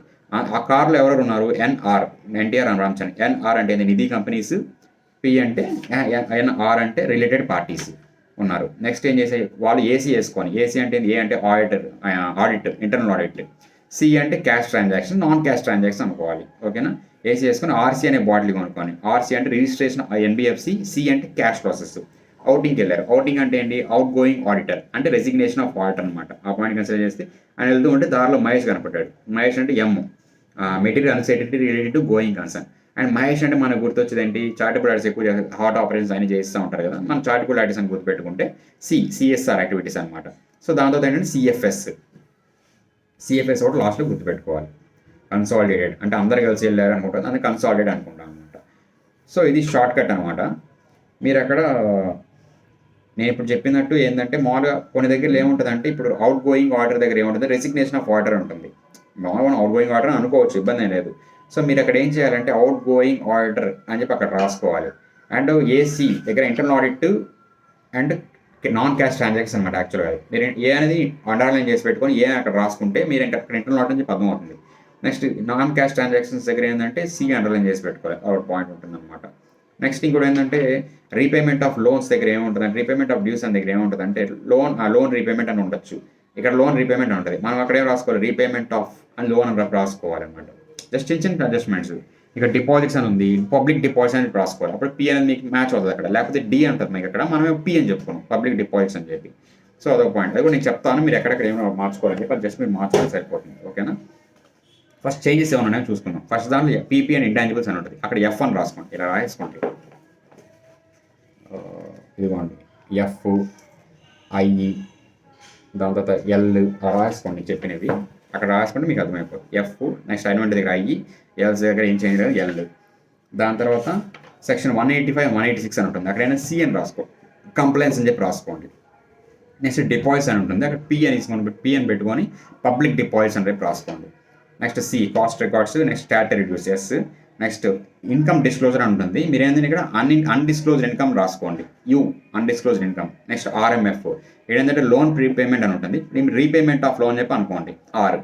Next IPO, FPO and other allotments అని ఉంటుంది. ఇక్కడ ఏంటంటే ఎం అని ఉంటుంది, అంటే మనీ రైజ్డ్ ఫ్రమ్ పబ్లిక్. ఓకేనా? నెక్స్ట్ ఎఫ్ ఫ్రాడ్, యుఆర్ఎంఎఫ్ సరిపోతుంది. Next Nidhi company, NR Nidhi, repayment related parties R. Next AC వేసుకోవాలి. ఏసీ అంటే ఇంటర్నల్ ఆడిట్, ఆడిట్ అది యాక్చువల్లీ అక్కడ ఇంటర్నల్ ఆడిట్ అని ఉంటుంది, మీరు ఏ అండర్లైన్ చేసుకోవాలి. నెక్స్ట్ క్యాష్ ట్రాన్సాక్షన్స్, మామూలుగా నాన్ క్యాష్ ట్రాన్సాక్షన్స్ అనుకోవాలి. నెక్స్ట్ ఎన్బిఎఫ్సి అని ఉంటుంది. మనం ఏంటంటే ఇక్కడ అంటే ఆర్సీ, మధ్యలో ఆర్సీ అనే బాటిల్ కనుక్కుంటాడు. ఆర్సీ అంటే ఏంటంటే రిజిస్ట్రేషన్ ఆఫ్ ఎన్బిఎఫ్సి అని చెప్పి రాసుకోండి, అక్కడ ఓన్లీ ఎన్బిఎఫ్సి అని ఉంటుంది. నెక్స్ట్ క్యాష్ వస్తుంది, అది నార్మల్గానే ఉంటుంది. నెక్స్ట్ అవుట్ గోయింగ్, అవుటింగ్ వెళ్తూ ఉంటే అవుట్ గోయింగ్ ఆర్డర్ అనమాట. సో ఇక్కడ ఏమైనా రెసిగ్నేషన్ ఆఫ్ ఆర్డర్ ఉంటుంది, మీరు ఏమైనా రాసుకుంటే అవుట్ గోయింగ్ ఆర్డర్ అని చెప్పి రాసుకుంటే సరిపోతుంది. నెక్స్ట్ మహేష్ కనపడాడు. మహేష్ అంటే ఎం అంటే material uncertainty related to going concern. మామూలుగా ఇక్కడ గోయింగ్ కన్సర్న్ ఉంటుంది, మన material uncertainty related to going concern రాసుకుంటే సరిపోతుంది. నెక్స్ట్ మహేష్ అనగానే మనకు గుర్తొచ్చే సిఎస్ఆర్ యాక్టివిటీస్ కాబట్టి నెక్స్ట్ సిఎస్ఆర్ పాయింట్, ఆ నెక్స్ట్ ఏంటంటే సిఎఫ్ఎస్ పాయింట్ అనమాట. ఓకేనా? సో ఇవి మనకు షార్ట్ కట్స్ అనమాట. ఇక్కడ మీరు దీన్ని బట్టి మీరు ఏం చేసుకోవచ్చు అంటే ఈజీగా క్లాస్ అని చెప్పి నోట్ చేసుకోవచ్చు. సో ఇప్పుడు మనం ఫర్దర్గా ఒక్కో పాయింట్ అనేది చూద్దాం, ఎలా అనేది ఏంటి అనేది. యాక్చువల్లీ ఈ క్లాస్ అనేది గుర్తుపెట్టుకోవడం కష్టం. మ్యాటర్ అనేది ఏంటంటే మ్యాక్సిమం చాలా మందికి అందరికి వచ్చి ఉంటుంది. బట్ ఏంటంటే మనం ఎలాగో స్టార్ట్ చేసాం కాబట్టి ఇక్కడ క్లియర్ చేద్దాం. టైం ఎంత అయింది? 43 minutes, ఇంకో 15 minutes పడుతుందేమో మేబీ, చూద్దాం. ఓకేనా? Next first PP and intangibles అంటే చూద్దాం. ఫిక్స్డ్ అసెట్స్ అని చెప్పి అనుకున్నాం కదా. Whether company is maintaining proper records showing full particulars including quantitative details and situation of PPE. Whether company is maintaining proper records showing full particulars of intangibles. ఇక్కడ ఏంటంటే మెయిన్గా ఏంటంటే రికార్డ్స్ అనేవి కరెక్ట్గా మెయింటైన్ చేస్తున్నారు లేదా, ప్రాపర్గా మెయింటైన్ చేస్తున్నారు లేదా చూసుకోవాలి. ఏం ప్రాపర్ మెయింటెనెన్స్ అంటే ఏంటి? ఫుల్ పర్టికులర్స్ అంటే పర్టికులర్స్ అంటే ఏంటి? Quantitative details, qualitative details, I mean situation of PP and proper records అనేవి మెయింటైన్ చేస్తున్నారు లేదా రిగార్డింగ్ ఇంటాంజిబుల్స్ అని రికార్డ్స్ అనమాట. Next whether PP has been physically verified by management reasonable intervals physical verification conduct చేస్తున్నారు లేదా at least monthly once. Whether any material discrepancies were noted on such verification and if so whether same has been properly dealt with the books. ఏమైనా material discrepancies ఏమైనా difference ఏమైనా కానీ చూస్తే అవి books of అకౌంట్స్లో ప్రాపర్గా deal చేశారు కదా అని చూసుకోవాలి. Next whether title deeds of all immovable properties disclose in financial statements are held in the name of the company. ఆ టైటిల్ డీడ్స్ అంటే దాని ఒక ఓనర్షిప్, ఓనర్షిప్ అనేది కంపెనీ పేరు మీద ఉందా లేదా చూసుకోవాలి. ఇన్ కేస్ కంపెనీ పేరు మీద కానీ లేకపోతే ఫర్ ద ఫాలోయింగ్ డీటెయిల్స్ అనేది సబ్మిట్ చేయాలి. ఏంటవి? డిస్క్రిప్షన్ ఆఫ్ ప్రాపర్టీ అంటే ప్రాపర్టీ ఏంటి, దాని క్యారింగ్ వాల్యూ ఎంత, held in the name of ఎవరి పేరు మీద పెట్టారు, అది ప్రమోటరా, డైరెక్టరా, రిలేటివ్ ఆర్ ఎంప్లాయీ వాళ్ళ ఎవరైనా. Next period held indicate range అంటే ఎంత పీరియడ్ వరకు ప్రజెంట్ అక్కడ వాళ్ళ దగ్గర హెల్డ్ చేస్తున్నారు, ప్రజెంట్ పెట్టున్నారు ఎసెట్ అనేది. Next reasons for not being held in the name of the company, ఎందుకని కంపెనీ పేరు మీద లేదు ప్రాపర్టీ అనేది. సో ఈ 6 డిస్క్లోజర్స్ అనేవి ఇవ్వాలన్నమాట. Next, whether company has revalued its PP or intangible assets during the year, and if so whether revaluation is based on valuation by registered valuer, specify amount of change if aggregate change is 10% or more of net carrying value of each class of PPE or intangible assets. So ఇప్పుడు PP or intangibles అనేది revalue చేస్తారు. Revalue అనేది ఎవరు registered value ద్వారా చేయాలి. So ఈ registered value చేసిన తర్వాత ఏంటంటే నెట్ క్యారింగ్ అమౌంట్తో కంపేర్ చేసుకుంటే ఈ అమౌంట్ ఆఫ్ చేంజ్ అనేది అగ్రిగేట్గా 10% ఆర్ మోర్ అనేది నెట్ క్యారింగ్ వాల్యూ కానీ చేంజ్ ఎక్కువగా ఉంది, అలాంటప్పుడు డిస్క్లోజ్ చేయాలి. సో ఇక్కడ నా క్వశ్చన్ ఒకటి ఏంటంటే 10% ఆర్ మోర్ అనేది పెరిగితేనేనా తగ్గితే కూడానా, అంటే 10% ఆర్ మోర్ చేంజ్ అన్నాడు, అంతేగాని పెరిగితే ఆ 10% or more increase in the value increase in the net carrying value అని చెప్పి అనలేదు, decrease the net carrying value అని చెప్పలేదు, చేంజ్ అని చెప్పాడు. సో ఆ చేంజ్ అనేది మీరు ఎలా కన్సిడర్ చేస్తారు? ఇంక్రీజ్గా కన్సిడర్ చేస్తారా, డిక్రీజ్గా కన్సిడర్ చేస్తాడా? ఏదైనా అవ్వచ్చు. మేము అగ్రిగేట్గా 10% చేంజ్ అనేది నెట్ క్యారింగ్ వాల్యూ కంటే ఇంకా పెరగచ్చు, లేదా రిజిస్టర్ వాల్యూ చేసినప్పుడు because of this over valuation 10% or less more అనేది తగ్గచ్చు కూడా, అంటే ప్లస్ ఆర్ మైనస్ అవ్వచ్చు. ఏ కేసులో అయినా సరే 10% చేంజ్ అనేది కానీ వస్తే ఆ డీటెయిల్స్ అనేది స్పెసిఫై చేయాలి, మెన్షన్ చేయాలి. ఓకేనా, అది గుర్తుపెట్టుకోండి అక్కడ. Next, whether any proceedings is initiated on pending against company for holding any benami property under Benami Transactions Act 1988. If so, whether company has appropriately disclosed. Benami transactions ఏమన్నా ఉంటే ఆ ట్రాన్సాక్షన్స్ అనేవి అప్రోప్రియేట్గా డిస్క్లోజ్ చేశారా లేదా అనేది ఒక పాయింట్. ఓకేనా, ఇది ఇంతలో fixed assets completed. Next, inventory కూడా సిమిలర్గా ఉంటుంది, చూద్దాం. Whether physical verification of inventory has been conducted at reasonable intervals at least once in a year by management, and whether coverage and procedures of such verification by management is appropriate. Whether any discrepancies of 10% or more in aggregate for each class of inventory were noticed, and if so, whether they have been properly dealt with in the books of accounts. So at least once in a year physical verification అనేది conduct చేయాలి, and ఆ procedures అనేవి verification procedures ఏవైతే conduct చేస్తున్నారో ఆ procedures అనేవి అప్రోప్రియేట్గా ఉన్నాయో లేదా చూసుకోవాలి.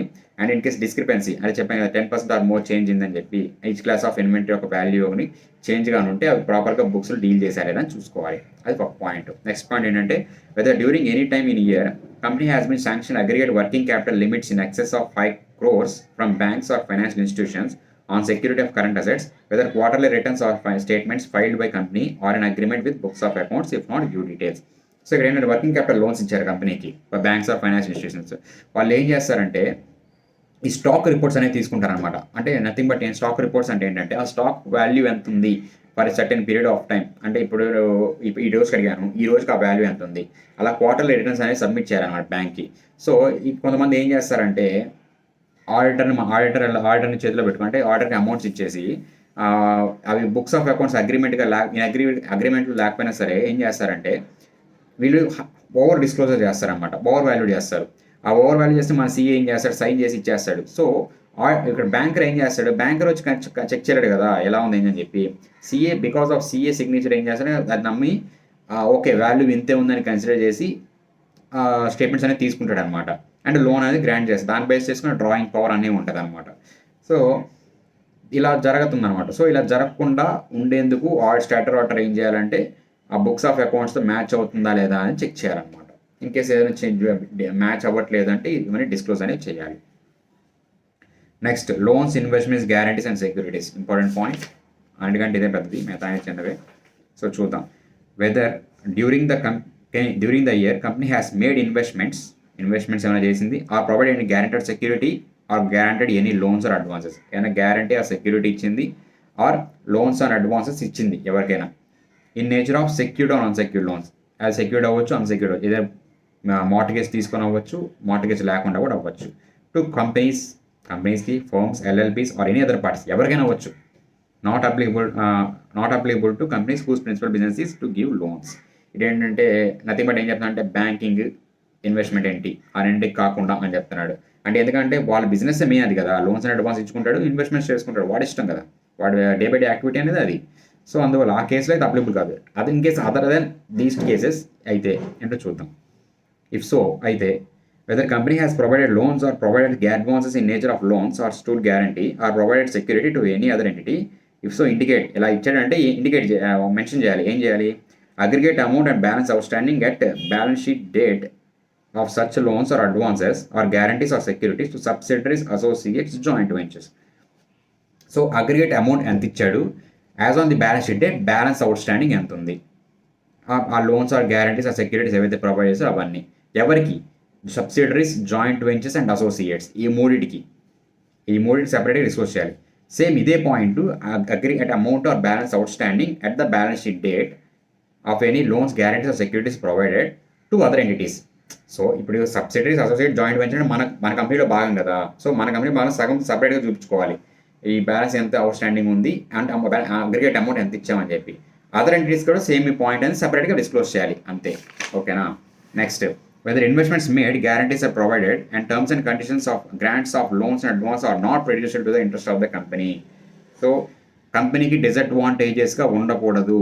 ఏవైతే ఇన్వెస్ట్మెంట్స్ చేసావో, గ్యారంటీస్ అనేవి ఇచ్చావో, ఈ టర్మ్స్ అండ్ కండిషన్స్ ఏవైతే మనం అగ్రి అవుతున్నామో అది కంపెనీకి అడ్వాంటేజెస్గా ఉండాలి. అంతేగాని డిసడ్వాంటేజెస్గా ఉన్నాయంటే ఇక్కడ ఏంటి, పర్సనల్ బెనిఫిట్ ఏదో గ్రాప్ చేస్తున్నారని చెప్పి అర్థం. సో అలా ఉండకూడదని చెక్ చేసుకోవాలి. మన టర్మ్స్ అండ్ కండిషన్ అనేవి విల్ఫుల్గా ఉన్నాయా లేదా అని చెప్పి చెక్ చేసుకోవాలి. ఓకేనా. Next, in respect of loans and advances whether schedule of principal repayment and interest payment have been stipulated and whether repayments are regular. So ఈ లోన్స్ అండ్ అడ్వాన్స్ ఏమైనా ఇచ్చామని చెప్పి అన్నాం కదా, వాటి యొక్క ప్రిన్సిపల్ అండ్ ఇంట్రెస్ట్ రీపేమెంట్స్ అనేవి as per the agreement stipulated అంటే యాజ్ పర్ ద అగ్రిమెంట్ ప్రకారం ఇచ్చే ముందు అగ్రిమెంట్ ఎంటర్ అయి ఉంటాం కదా, యాజ్ స్టిపులేటెడ్ మనకి వస్తున్నాయా లేదా అంటే ఆ రీపేమెంట్స్ అని రెగ్యులర్గా ఉన్నాయా లేదా అని చెక్ చేయాలి. Next, if any amount is overdue, state amount overdue for more than 90 days and whether reasonable steps has been taken by the company for recovery. So ఈ అమౌంట్స్ అని ఈ principal repayments or interest repayments అనేది మనకి రావట్లేదు. So ఈ overdue more than 90 days ఏవైతే ఉన్నాయో అవన్నీ అవి మెన్షన్ చేయాలి. దాంతోపాటు ఏంటంటే ఈ రికవరీకి రికవరీకి రీజనబుల్ స్టెప్స్ అనేవి కన్సిడర్ చేశారా లేదా అని అది కూడా కన్సిడర్ చేయాలి. ఎందుకంటే ఇప్పుడు రాలేదని చెప్పి వదిలేస్తే దాని ఉద్దేశం ఏంటి, ఏదో ఫ్రాడ్ జరుగుతున్నట్టే కదా. ఇప్పుడు నేను ఏం చేస్తానబ్బా, నేను అమౌంట్ ఇస్తున్నాను, కంపెనీ నేను అమౌంట్ ఇచ్చా, వాడు ఏం చేశాడు, రీపేమెంట్ అని చేయట్లే, నేనేం చేస్తాను, ఇప్పుడు గమ్ము వదిలేస్తున్నా. అంటే ఇక్కడ పాయింట్ ఏంటి, రాలేదని చెప్పి దాన్ని వచ్చి బ్యాడ్ డెట్స్గా కన్సిడర్ చేసేస్తా కావాలంటే. అవి ఏం చేస్తాను, నేను బయట నుంచి దగ్గర నుంచి పర్సనల్గా అమౌంట్ తీసుకుంటా కొద్దిగా. ఇప్పుడు నేను 1 crore ఇస్తాను, నేనేం చేస్తాను 50 lakhs నీకు 50 lakhs నాకంట. అంటే ఇక్కడ ఏంది, మోసపోయింది అప్పుడు, ఇక్కడ కంపెనీ మోసపోయింది. ఇక పర్సనల్ బెనిఫిట్ అనేది మనకు రీచ్ అవుతూ ఉంది. సో ఇలా జరగకుండా ఉండే దానికోసం ఏంటంటే అలా కన్సిడర్ చేయాలి. ఆ రీజనబుల్ స్టెప్స్ అనేది తీసుకున్నారు లేదా, తీసుకోకపోతే ఎందుకు తీసుకోమని చెప్పి రికమెండ్ చేయాలి. Next, whether any loan or advance which has fallen due during the year has been renewed or extended or settled by fresh loans. If so, specify aggregate amount of such dues renewed or extended or settled by fresh loans and percentage of aggregate to total loans or advances. So ఈ point కొంచెం కాంప్లికేటెడ్గానే ఉంటుంది, but easy point చెప్తాను చూడండి, sentence by sentence చెప్తాను చూడండి. Whether any loan or advance which has fallen during the year. ఈ during the ఇయర్లో ఏంటంటే ఆ లోన్ ఆర్ అడ్వాన్స్ అనేది డ్యూ డేట్ అనేది రైజ్ అయింది, డ్యూ డేట్ అనేది వచ్చింది, కట్టాల్సిన డ్యూ డేట్ వచ్చింది. ఆ లోన్ అనేది రెన్యూ చేసుకున్నారు, అంటే ఫర్దర్గా మళ్ళీ కడతామని చెప్పి రెన్యూ చేశారు. రెన్యూ షెడ్యూల్ ఉంటుంది కదా, రెన్యూ చేశారు. ఆర్ ఎక్స్టెండెడ్ అంటే ఫర్దర్ పీరియడ్ అంటే ఇంకొన్ని మంత్స్ కావాలి అని చెప్పి షెడ్యూల్ అనేది అంటే రీపేమెంట్ షెడ్యూల్ పెంచుకున్నారు. ఓకేనా. Or settled by fresh loans. ఈ లోన్ అనేది కట్టేశారు, బట్ ఎలా కట్టారు, మళ్ళీ లోన్ తీసుకున్నారు దానికోసం. అంటే ఈ లోన్ పే చేసే దానికోసం, రీపే చేసే దానికోసం ఫ్రెష్ లోన్స్ అనేది తీసుకున్నారు. సో అర్థమవుతుందా, ఒక లోన్ అనేది కట్టాల్సిన డ్యూ డేట్ అనేది వచ్చింది, దీని ఏం చేసి రెన్యూ చేసుకున్నాడు. రెన్యూ చేసుకుంటే ఏంటంటే ఆ పీరియడ్ అనేది కానీ ఒప్పుకుంటే ఏంటంటే తర్వాత కట్టుకోవచ్చు. దాంతోపాటు ఏంటంటే ఈ ఎక్స్టెండెడ్ పీరియడ్ అంటే ఏంది, షెడ్యూల్ అనేది మామూలు 12 months ఉంది, దానికి 15 months 2 years పెంచుకుంటాడు. అది అగ్రీ అయితే extended period. Or repayment settle by fresh loans అంటే ఆల్రెడీ ఒక ఎగ్జిస్టింగ్ లోన్ ఉంది, ఇది రీపే చేయడం కోసం సెపరేట్ ఫ్రెష్ లోన్ తీసుకున్నాడు. సో ఈ ఫ్రెష్ లోన్ తీసుకున్న తర్వాత ఏం చేస్తాడు, దీని ద్వారా రీపే చేస్తాడు. అది అక్కడ దాకా పాయింట్. ఓకేనా. ఇఫ్ సో అలాగా అయ్యి ఉంటే specify aggregate amount of such dues renewed. ఆ అగ్రిగేట్ అమౌంట్ ఎంత రెన్యూ చేశాడు, ఎంత ఎక్స్టెండ్ చేస్తున్నాడు, ఎంత ఫ్రెష్ లోన్ ద్వారా రీపే చేశాడు, and percentage of aggregate to total loans and advances. ఈ అమౌంట్స్ మొత్తం అనేది టోటల్ లోన్స్ అండ్ అడ్వాన్సెస్లో ఎంత పర్సంటేజ్ అనేది డిక్లేర్ అవుతుంది అని చూసుకోవాలి. ఓకేనా. ఇప్పుడు చూడండి, లోన్ అమౌంట్ ప్రొవైడ్ చేసాం, అదేంటంటే డ్యూ అయింది, రీపేమెంట్ చేయాల్సిన డ్యూ డేట్ అనేది వచ్చింది. సో ఇక్కడ ఏం చేస్తారు, రెన్యూ చేసుకోవచ్చు, ఎక్స్టెండ్ చేసుకోవచ్చు, ఆ ఫ్రెష్ లోన్ ద్వారా రీపే చేయొచ్చు. ఇఫ్ సో ఈ 3 cases నాకైతే ఎంత అమౌంట్ అనేది ఎంతెంత అమౌంట్స్ అనేవి renewed, extended and repaid by fresh loans ఎంత చూసుకోవాలి. దాంతోపాటు ఏం చేయాలి, ఇప్పుడు టోటల్ లోన్ అనేది ఇష్యూ చేసి ఉంటాం, ఇప్పుడు వీడు ఒక్కడే కాదు కదా, చాలా మందికి ఇచ్చి ఉంటాం.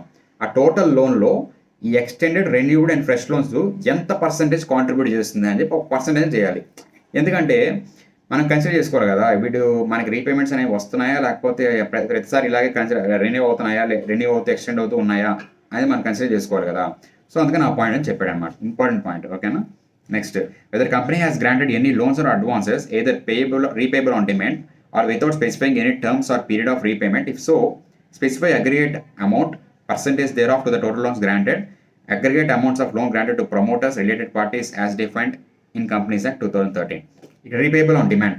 రీపేబుల్ ఆన్ డిమాండ్ అంటే ఏంటంటే, ఇప్పుడు ఫస్ట్ అమౌంట్ ఇచ్చేస్తాడు, మళ్ళీ మనం ఎప్పుడు అడుగుతామో అప్పుడు ఇస్తే చాలు amount.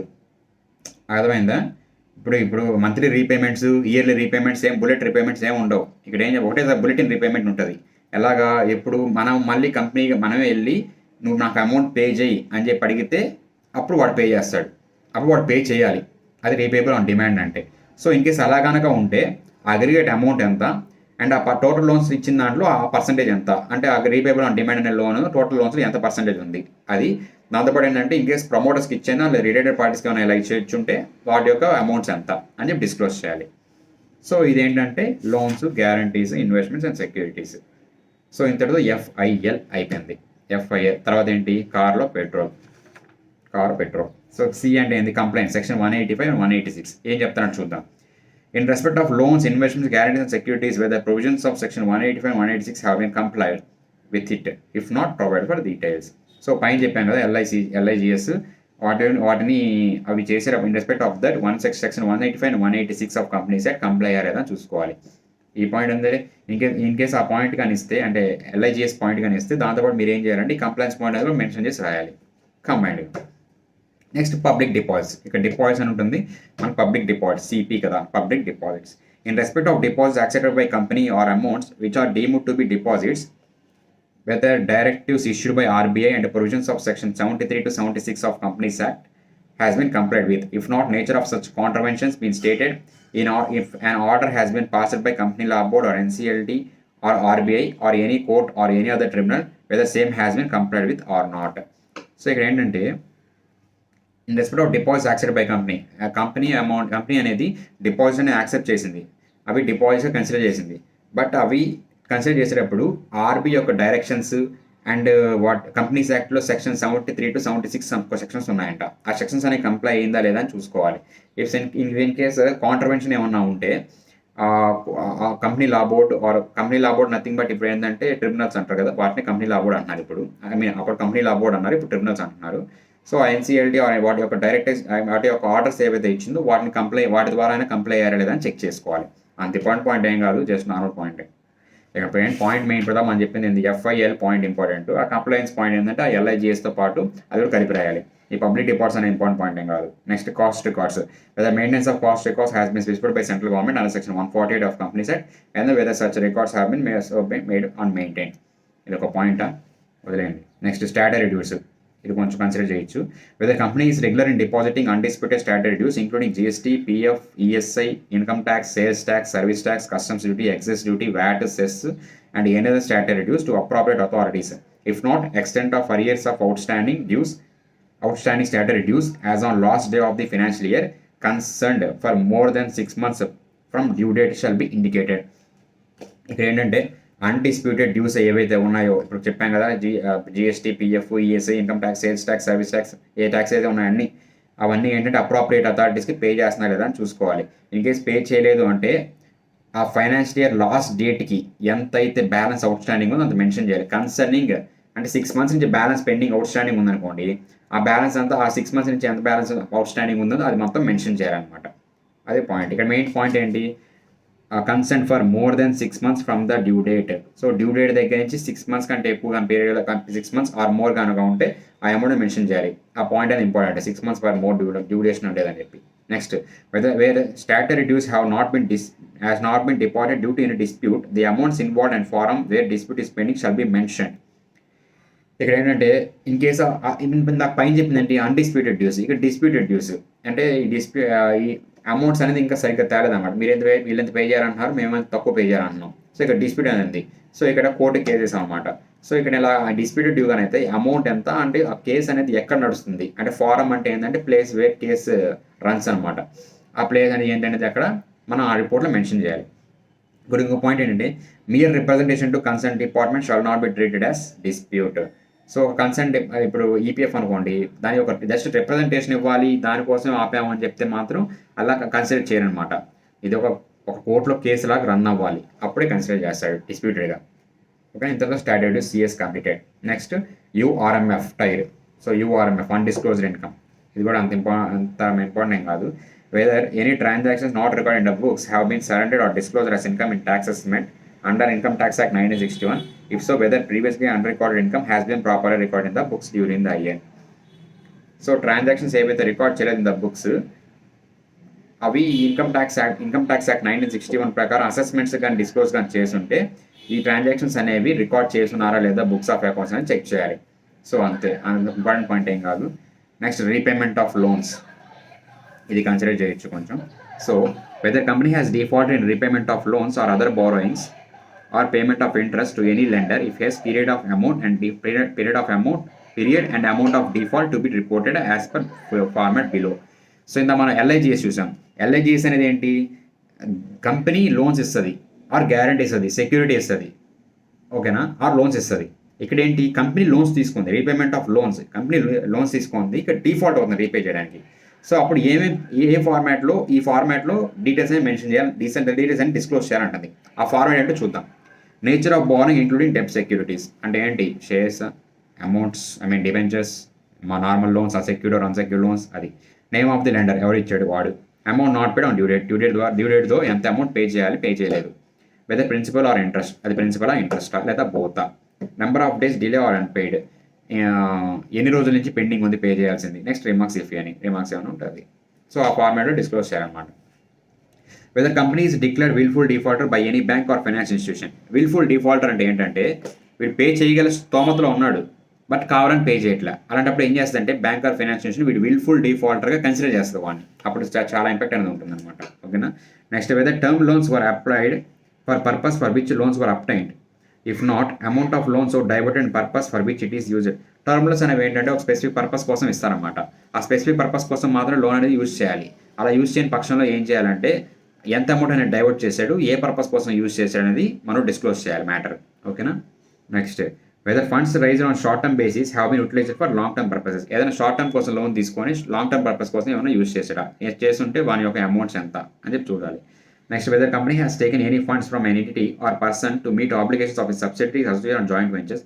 If so, details thereof, which nature of such transactions and amount in each case.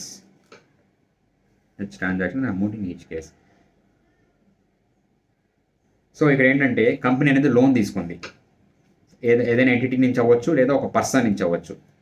So ఇక్కడ రిలవెన్స్ అనేది ఉంది, నేను ఈ పాయింట్ ఎక్స్ప్లెనేషన్ చెప్తాను. Company has taken any funds from any entity or person, entity దగ్గర నుంచి లేదా person దగ్గర నుంచి తీసుకుంది. టు మీట్ ది ఆబ్లిగేషన్, దేనికోసం, వాటి యొక్క సబ్సిడరీ, అసోసియేట్, జాయింట్ వెంచర్స్ యొక్క నీడ్స్ అని ఫుల్ఫిల్ అవ్వడం కోసం main company and holding company loan తీసుకుంది. సో ఇఫ్ అలా తీసుకుంటే ఆ నేచర్ ఆఫ్ ట్రాన్సాక్షన్స్ ఏంటి, దాని యొక్క అమౌంట్ ఎంత అని డిస్క్లోజ్ చేయాలి, అది రికార్డ్ చేయాలి. సో ఇక్కడ ఏంటంటే లోన్స్ అనేవి తీసుకున్నాడని చెప్తాడు but from entity or person అని చెప్పి. సో మనం ఇక్కడ ఏంటి, ఎంటిటీ అంటే ఆటోమేటిక్ గుర్తుపెట్టేస్తాం, ఏంటి ఎంటిటీ నుంచి లోన్స్ తీసుకోవచ్చు కాబట్టి ఇబ్బంది ఏం లేదు, సో రికార్డ్ చేసుకోవచ్చు అని. బట్ వాడు ఏమంటాడు, పర్సన్ నుంచి లోన్ తీసుకున్నాడు అంటాడు, ఇండివిజువల్ దగ్గర నుంచి లోన్ తీసుకున్నాడు అంటాడు. ఇండివిజువల్ నుంచి లోన్ తీసుకున్న తర్వాత ఆడిటర్ ఏమంటాడు, రికార్డ్ చేయాలి అంటాడు. వీటి కంపెనీ వాడు ఏం చెప్తాడంటే ఎంటిటీ దగ్గర నుంచి తీసుకుంటే రికార్డ్ చేయాలి, పర్సన్ దగ్గర తీసుకుంటే రికార్డ్ చేయాల్సిన అవసరం ఏం లేదు, సో ఇది క్యారోల్ రికార్డ్ చేయాల్సిన అవసరం లేదని చెప్పి చెప్తాడు. సో ఇక్కడ మనల్ని ఏమడుగుతాడు, సో ఇక్కడ ever statement is entity is correct అని అడుగుతాడు. సో మనం ఏమనుకుంటాం, జనరల్లీ ఏమవుతుంది, ఎంటిటీ నుంచి లోన్ తీసుకోవచ్చు అని మనకు తెలుసు కాబట్టి, సో ఎంటిటీ దగ్గర తీసుకోవచ్చు కాబట్టి అప్పుడు రికార్డ్ చేయాలి, సో పర్సన్ తీసుకున్న కాబట్టి లోన్ అనేది రికార్డ్ చేయాల్సిన అవసరం లేదని అనుకుంటాం. సబ్ కాన్షియస్ మైండ్లో మనం క్లాస్ చదవలేదు అనుకోండి, మనం ఏమనుకుంటాం ఆ విధంగా అనుకుంటాం. అదే ఇప్పుడు మనకు తెలుసు కాబట్టి ఇప్పుడు ఏమనుకోవాలి, పాయింట్ స్ట్రెస్ చేసుకోవాలి, ఎంటిటీ నుంచైనా పర్సన్ నుంచైనా ఎవరి దగ్గర నుంచి అయినా తీసుకోవచ్చు, to fulfil the needs of the subsidy associate or joint venture. If అలాగా జరిగితే దాని యొక్క నేచర్ ఆఫ్ ట్రాన్సాక్షన్స్ ఏంటి అంటే దాని అమౌంట్స్ ఎంత ఖర్చు పెట్టాం, ఎంత ఎంత ఇంకా అయ్యాం అని చెప్పి రికార్డ్ చేయాలి. సో ఆ పాయింట్ మీద ఈ క్లాజ్ అనేది ఇవ్వచ్చు. ఓకేనా. Next, whether company has raise loans during the year on pledge of securities held in its subsidiaries. ఈ పాయింట్ కూడా ఇంపార్టెంట్.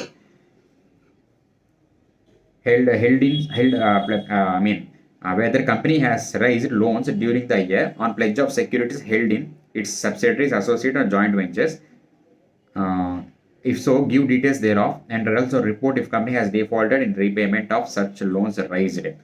సో ఇక్కడ ఏమంటారంటే ఈ సబ్సిడరీ అసోసియేట్ జాయింట్ వెంచర్స్లో పెట్టిన సెక్యూరిటీస్ని వాటిని ప్లెజ్ చేసి లోన్స్ అనేవి తీసుకున్నాడు. ఈ లోన్స్ అనేవి తీసుకున్న ద్వారా ఏంటంటే మనం మెన్షన్ చేయాలి ఎంత లోన్స్ తీసుకున్నాడు ఏంటి అని చెప్పి రిపోర్ట్ చేయాలి. అండ్ ఇన్ కేస్ ఏమైనా ఈ రీపేమెంట్లో డిఫాల్ట్ ఏమైనా ఉందా అని చెప్పి కన్సిడర్ చేసి అది కూడా మనం రిపోర్ట్లో డిస్క్లోజ్ చేయాలి. ఓకేనా. ప్లెడ్జెస్ సెక్యూరిటీస్ అది ఎక్కడి నుంచి తీసుకున్నాడు? సబ్సిడరీస్ అసోసియేట్ జాయింట్ వెంచర్స్ దగ్గర నుంచి తీసుకున్నాడు లోన్ అనేది. వాటి యొక్క సెక్యూరిటీస్ని ప్లెజ్ చేసి ఎక్కడ సబ్సిడరీ అసోసియేట్ జాయింట్ వెంచర్లో అక్కడి నుంచి లోన్ తీసుకున్నాడు. ఓకేనా. సో ఇక్కడ మెయిన్ ఇంపార్టెంట్ ఏంటి, వీటి సబ్ కంపెనీసే కాబట్టి అక్కడ ఏమవుతుందంటే లోన్స్ అనేది రీపే చేసినా చేయకపోయినా కన్సిడరేషన్ అనేది నెట్ ఇంపాక్ట్ అనేది ఒకటే ఉంటుందని చెప్పి అనుకుంటాడు. అంటే ఏంటంటే ఇప్పుడు రీపే చేయకపోతే ఇప్పుడు సబ్సిడీ అడగడు కదా వీడిని, నువ్వు రీపే చేయలేదు ఇంకా రీపే చేయని చెప్పి అడగడు కదా, అందుకని అడగలేడు కదా, హోల్డింగ్ కంపెనీ కదా. సో అందువల్ల ఇక్కడ ఏం చెప్పాడు, ఏమైనా డిఫాల్ట్ చేశాడని ఆర్డర్ డ్యూటీ అది, ఏమైనా డిఫాల్ట్ చేశాడు రీపేమెంట్లో అప్పుడు అది రిపోర్ట్లో మెన్షన్ చేయని చెప్పి ఇక్కడ చెప్తున్నాడు. ఓకేనా, అది పాయింట్. సో ఇక్కడ కూడా ఏమడగచ్చు, సబ్సిడీ అసోసియేట్ జాయింట్ వెంచర్ దగ్గర తీసుకున్నాము కాబట్టి మేము ఇక్కడ మెన్షన్ చేయాల్సిన అది రిపోర్ట్లో మెన్షన్ చేయాల్సిన అవసరం లేదు, ప్లెడ్జెస్ సెక్యూరిటీ నా సెక్యూరిటీస్ ఎలాగో ప్లెడ్జ్లో ఉన్నాయి వాళ్ళ దగ్గర. సో అది పాయింట్లో నేను ఏమైనా డిఫాల్ట్ చేసింటే రిపోర్ట్లో మెన్షన్ చేయాల్సిన అవసరం లేదని చెప్తాడు. ఆర్డర్ ఏమంటాడు, మెన్షన్ చేయాలంటాడు. సో అలాగే ఇక్కడ ఏంటంటే ఆ పాయింట్ మీద అడగచ్చు. ఇంపార్టెంట్ పాయింట్స్ అన్నమాట ఇక్కడ. ఓకేనా. క్లాస్ 9 చాలా ఇంపార్టెంట్.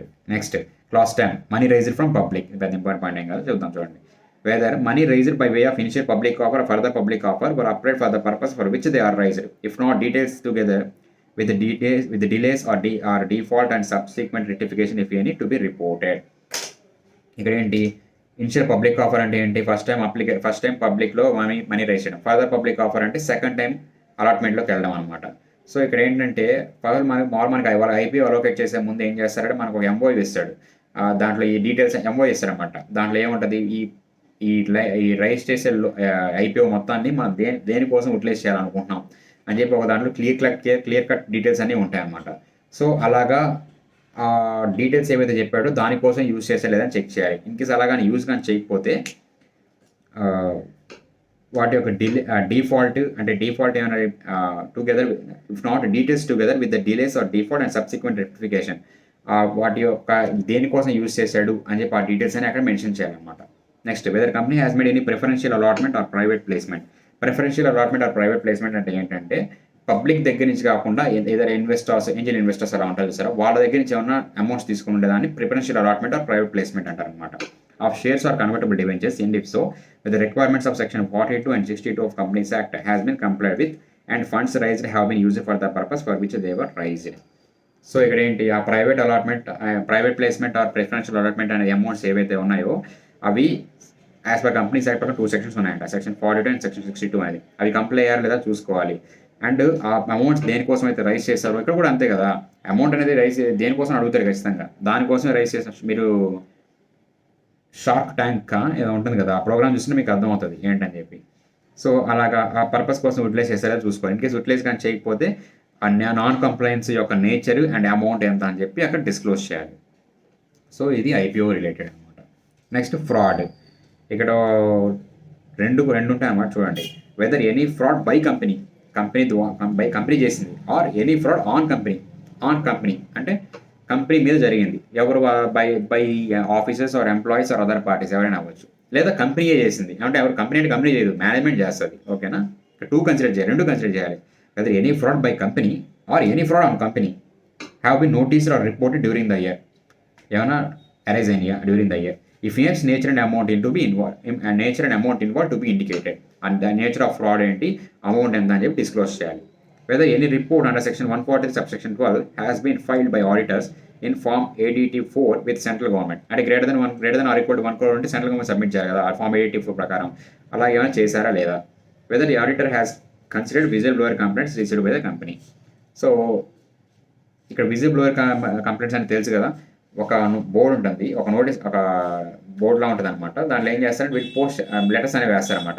పలానా జరుగుతుంది అంటే ఎవడు పంపించాడు, ఎవరు చేశారని, ఐ మీన్ ఈ లెటర్ అనేది ఎవడు పంపిస్తున్నాడు ఏంటి అని తెలియదు. ఎంప్లాయీ అవుతాడు, ఎంప్లాయీ ఆఫ్ ది కంపెనీయే, బట్ ఏ ఎంప్లాయీ ఏంటి, వాళ్ళ నేమ్ ఏంటి, ఏం డీటెయిల్స్ ఏమి ఉండవు. జస్ట్ వాళ్ళ డీటెయిల్స్ అనేవి మెన్షన్ చేసి ఆ డ్రాప్ బాక్స్లో పోస్ట్ వేస్తారనమాట. ఇవన్నీ మన వాళ్ళు ఏం చేయాలంటే అట్లీస్ట్ మంత్లీ వన్స్ అనే అన్ని బయటికి తీసి కన్సిడర్ చేయాలి.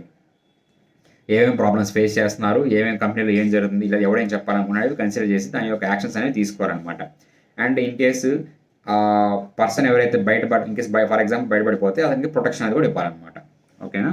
సో ఆ విజిబుల్ కంప్లైంట్స్ అని కన్సిడర్ చేస్తున్నారు కదా అని కన్సిడర్ చేయాలి. Next Nidhi company. Whether Nidhi company has compliant with net own funds to deposits in the ratio of 1:20 to meet out liability. So ఇక్కడ ఏంటంటే నెట్ ఓన్ ఫండ్స్ ఒకటిగా ఉంటే డిపాజిట్స్ అని మనం ₹1 ఉంటే ₹20 యాక్సెప్ట్ చేయొచ్చు అనమాట to meet the liabilities. So ఆ పాయింట్ చెప్తున్నాడు ఇక్కడ, ఆ రేషియో అనేది మెయింటైన్ చేయాలని చెప్పి. Next whether Nidhi companies is made 10% unencumbered term deposits as specified in Nidhi rules to meet out liability. Unencumbered term liabilities అంటే ఏంటంటే free from all liabilities. So ఈ 10% లయబిలిటీ, ఒక ₹100 ₹10 ఏం చేయాలంటే దీనికి ఏ రెస్పాన్సిబిలిటీ అది ఉండకూడదు.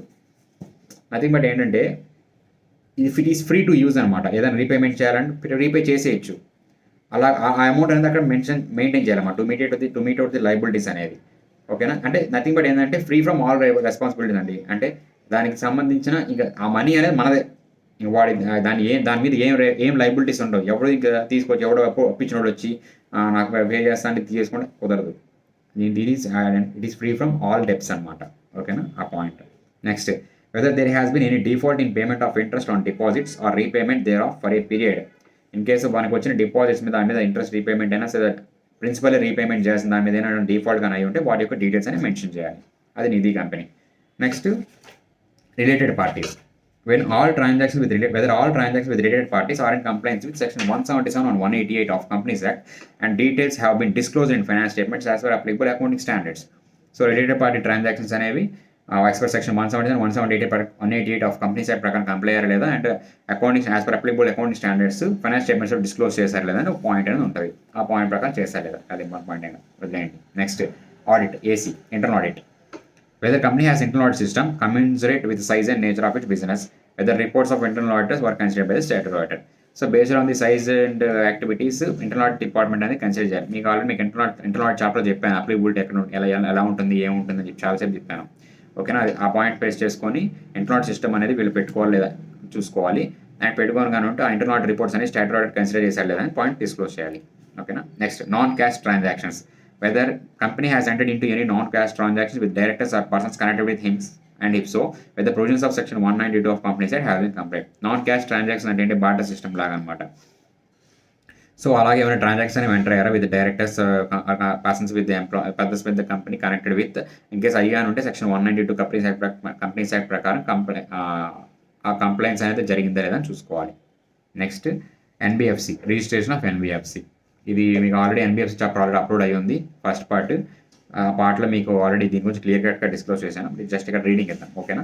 Weather company is required to be registered under section 45 IA of RBI Act 1934 and if so with whether registration has been obtained. So registration తీసుకోవడం మామూలు కొన్ని కండిషన్స్ ఉంటాయి. ఫైనాన్షియల్ అసెట్స్ మీద 50% of the total income, 50% of the net financial assets something అది ఉంటుంది. అవన్నీ consider చేసుకొని registration తీసుకోలేదని చూసుకోవాలి. చూసుకుంటే అండ్ ఇన్కేస్ తీసుకోవాల్సింది తీసుకున్నాడా లేదా. Whether company has conducted any non-banking financial or housing finance activities without a valid certificate of registration from RBI. or non-banking financial or housing finance అంటే హౌసింగ్ ఫైనాన్స్ యాక్టివిటీస్ అంటే తెలుసు కదా, house కట్టిన దానికి loans అని విషయం చేశారు.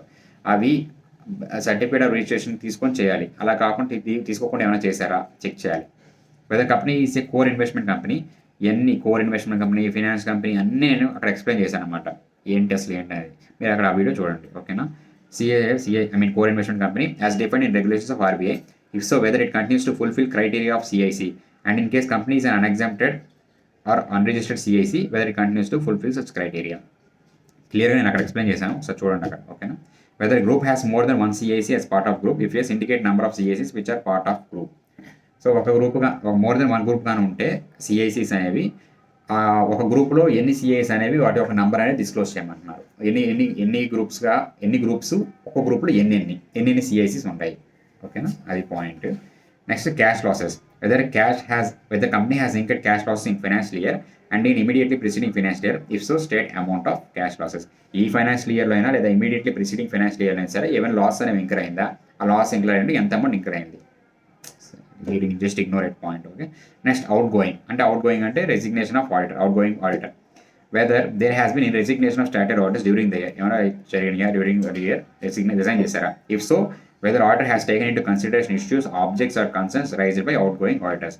సో న్యూగా వచ్చిన ఆడిటర్ ఏంటంటే ఆడిటర్ మామూలుగా మనకి ప్రొఫెషనల్ ఎథిక్స్లో ఒక క్లాస్ ఉంటుంది, ఏమని అవుట్ గోయింగ్ ఆడిటర్తో కమ్యూనికేట్ అవ్వాలి before joining as the auditor అని చెప్పి. సో అక్కడ ఏంటి కన్సిడరేషన్, అతని యొక్క కన్సిడరేషన్ అబ్జెక్షన్స్ అండ్ కన్సర్న్స్ ఏవైతే ఉన్నాయో అవన్నీ కన్సిడర్ చేశారు లేదని చెప్పి చూడాలి ఇక్కడ. అదనమాట. నెక్స్ట్ మహేష్ అంటే మెటీరియల్ అంటే రిలేటెడ్ గోయింగ్ కన్సర్న్ ఏంటి, on the base of financial ratios, ageing and expected date of realisation of financial assets and payment of financial liabilities, auditors knowledge of management plans, whether auditor is of opinion that no material uncertainty exists as on date of auditor report, the company is capable of meeting its liabilities existing at balance sheet date and as and when they fall due within 1 year from the balance sheet date. So ఇక్కడ ఏంటంటే material uncertainty concern అంటే material uncertainty rate going concern అంటే going concern assumption అది పర్ఫెక్ట్గా ఉందా లేదని check చేయాలంటే వాటి యొక్క ఫినాన్షియల్ రేషియోస్, ఏజింగ్స్ అవన్నీ కన్సిడర్ చేయాలన్నమాట. అంటే ఏంటంటే ఈ మనకు రావాల్సిన అమౌంట్స్ అనేవి ఎంత టైంలో మనకి రియలైజ్ అవుతున్నాయి, మనం పే చేయాల్సిన లైబిలిటీస్ అని ఎంతలో పే చేయగలుగుతున్నాం అనేది ఒక ఏజింగ్ అనాలిసిస్ ఉంటుంది. ఆ ఏజింగ్ అనాలిసిస్ కన్సిడర్ చేసుకొని మనోడు ఈ గోయింగ్ కన్సర్న్ అజంప్షన్ అనేది పర్ఫెక్ట్గా ఉందా లేదని చెక్ చేసుకోవాలన్నమాట. సో ఇక్కడ ఏముంటుందంటే ఆర్డర్ ఒపీనియన్ ఏమవ్వాలంటే company is capable of meeting its liabilities existing at balance sheet date as and when they fall due within 1 year from the balance sheet date. అంటే balance sheet date దగ్గర నుంచి within 1 year ఏవైతే liabilities అనేవి మనం repay చేయాల్సి వస్తున్నాయో అవన్నీ company అయితే రీపే చేయగలదా లేదా యాజ్ అట్ ద ఈ బ్యాలెన్స్ షీట్ డేట్ నుంచి ఈ బ్యాలెన్స్ షీట్ డేట్లో కన్సిడర్ చేసుకుంటే అని ఒక పాయింట్ అనేది ఆర్డర్ కన్సిడర్ చేసుకోవాలన్నమాట. ఆ పాయింట్ కానీ ఫుల్ఫిల్ కానీ అయితే okay material going concern assumption పర్ఫెక్ట్గా ఉంది అని చెప్పి మెన్షన్ చేయొచ్చు. లేదా అలా లేదు అనుకున్నప్పుడు ఏంటంటే ఫైనాన్షియల్స్ అనేవన్నీ ఏంటంటే లిక్విడిటీ రేషియోలో ప్రిపేర్ అనేది చేసేయాలి. ఓకేనా, అది పాయింట్. నెక్స్ట్ మహేష్ అంటే సిఎస్ఆర్ యాక్టివిటీస్ పోతుంది. CSR whether in respect of other ongoing projects company has transferred unspent amount to a fund specified in schedule 7 to companies act within 6 months of expiry of financial year in compliance with section 135(5) of such act. Whether any amount remaining unspent pursuant to ongoing project has been transferred to special account in compliance with 135 subsection 6. So ఇక్కడ ఏంటంటే on going projects కాకుండా ఏమైనా balance కానీ out standing కనుక ఉంటే schedule 7 ప్రకారం section 135 subsection 5 of the set act ప్రకారం ఏంటంటే ఆ అమౌంట్ అది ట్రాన్స్ఫర్ చేసేయాలి with in 6 months of expiry of financial అయిపోయిన 6 months లోపు ఏంటంటే ఆ అకౌంట్ అంటే ఏమనుకుంటున్నారు ఐఈపీఎఫ్ అకౌంట్కి ట్రాన్స్ఫర్ చేయాలి investor education and protection fund అకౌంట్కి. ఇదేంటి other than ongoing projects అయితే within 6 months from the conclusion of the financial year. అదే in case ongoing project కానీ అయితే ఇది కూడా స్పెషల్ అకౌంట్ ట్రాన్స్ఫర్ చేయాలి in compliance with section 135 subsection 6. So ఇది సెపరేట్ అంటే అది సెపరేట్ అకౌంట్స్ ఉండాలన్నమాట. IEPF ongoing other than ongoing separate account, IEPF ongoing project related separate account. అది 135 subsection 3, 135 subsection 6 అనమాట. సో ఆ విధంగా amounts అనేది ట్రాన్స్ఫర్ చేయాలని చెప్తున్నారు. పాయింట్ అది ఇంపార్టెంట్ పాయింట్ కాదు వదిలేసింది. నెక్స్ట్ పాయింట్ ఇంపార్టెంట్ ఏంటంటే other than ongoing projects కానీ అయితే within 6 months from the conclusion of the financial year ఆ అమౌంట్ అనేది ట్రాన్స్ఫర్ చేయాలని చెప్పి ఒక పాయింట్. ఓకేనా. Next CFS activities. CFS consolidated financial affairs. Whether there has been any qualification adverse remarks by respective auditor in CARO reports on companies including in consolidated financial statements. If yes, indicate details of companies and paragraph numbers of CARO report containing qualifications or adverse remarks. So ఇక్కడ ఏంటంటే మళ్ళీ ఒకసారి చూద్దామండి. Whether there has been any qualification adverse remarks by respective auditors in CARO reports of companies included in CFS. So సిఎఫ్ఎస్లో number of companies ఉంటాయి కదా, అంటే consolidated financial స్టేట్మెంట్స్లో ఒక హోల్డింగే కాదు కదా, సబ్సిడరీ ఉంటాయి, అసోసియేట్, జాయింట్ వెంచర్స్ అన్ని కన్సిడర్ అయి ఉంటాయి కదా. సో ఒక్కో కంపెనీ ఒక్క ఆడిటర్ అనే ఆడిటర్ చేసి ఉంటాడు. సో వాళ్ళు చేసిన adverse remarks and qualified remarks ఏవైతే ఉన్నాయో అవి ఒక్కొక్క కంపెనీకి వచ్చి ఉంటాయి కదా, క్యారోల్ వచ్చి ఉంటాయి, అవి క్యారోల్ మెన్షన్ చేయాలి. అంటే అడ్వర్స్ రిమార్క్స్ ఏవైతే ఉన్నాయో ఒక కంపెనీ ఒక్కదానికి ఆ క్యారోలో మెన్షన్ చేయాలి. ఏమని if indicate details of companies and paragraph numbers of Cairo report containing qualifiers adverse remarks. So ఒక సబ్సిడరీ కంపెనీ ఉంది, ఆ సబ్సిడరీ కంపెనీ కూడా క్యారో అనేది చేస్తారుగా, ఆ ఆర్డర్ అనేవాడు ఆ క్యారో రిపోర్ట్ చేసిన తర్వాత వాడికి ఈ వచ్చిన పాయింట్స్ అంటే మొత్తం 20 క్లాస్ ఉన్నాయి కదా, ఈ 20 క్లాసెస్లో ఏవైతే పాయింట్స్ ఉన్నాయో వాటిలో వాడికి అడ్వర్స్ ఎఫెక్ట్ అని ఎక్కడ మెన్షన్ చేశాడు అని చెప్పి మనం ఏం చేయాలంటే, ఇగో పలానా సబ్సిడీ కంపెనీలో పలానా ఆడిటర్ పలానా క్లాస్లో ఇలాగ అడ్వర్స్ ఇంపాక్ట్ వచ్చింది అని చెప్పి మెన్షన్ చేశాడు. ఇలాగ మనం ఏంటంటే క్లాస్ 21లో ఏం చేయాలి, కన్సల్టెంట్ ఫైనాన్స్ స్టేట్మెంట్స్లో ఈ పాయింట్స్ అనేది మెన్షన్ చేయాలన్నమాట. సబ్సిడీ, అసోసియేట్, జాయింట్ వెంచర్ ఏవైతే ఉన్నాయో అన్నింటిలో ఏ కారోలో ఏ పాయింట్లో అడ్వర్స్ ఇంపాక్ట్ అనేది క్రియేట్ అయిందని చెప్పి ఆ పాయింట్స్ అని మెన్షన్ చేయాలి. ఓకేనా, ఐ థింక్ ఎందరితో అయిపోయింది.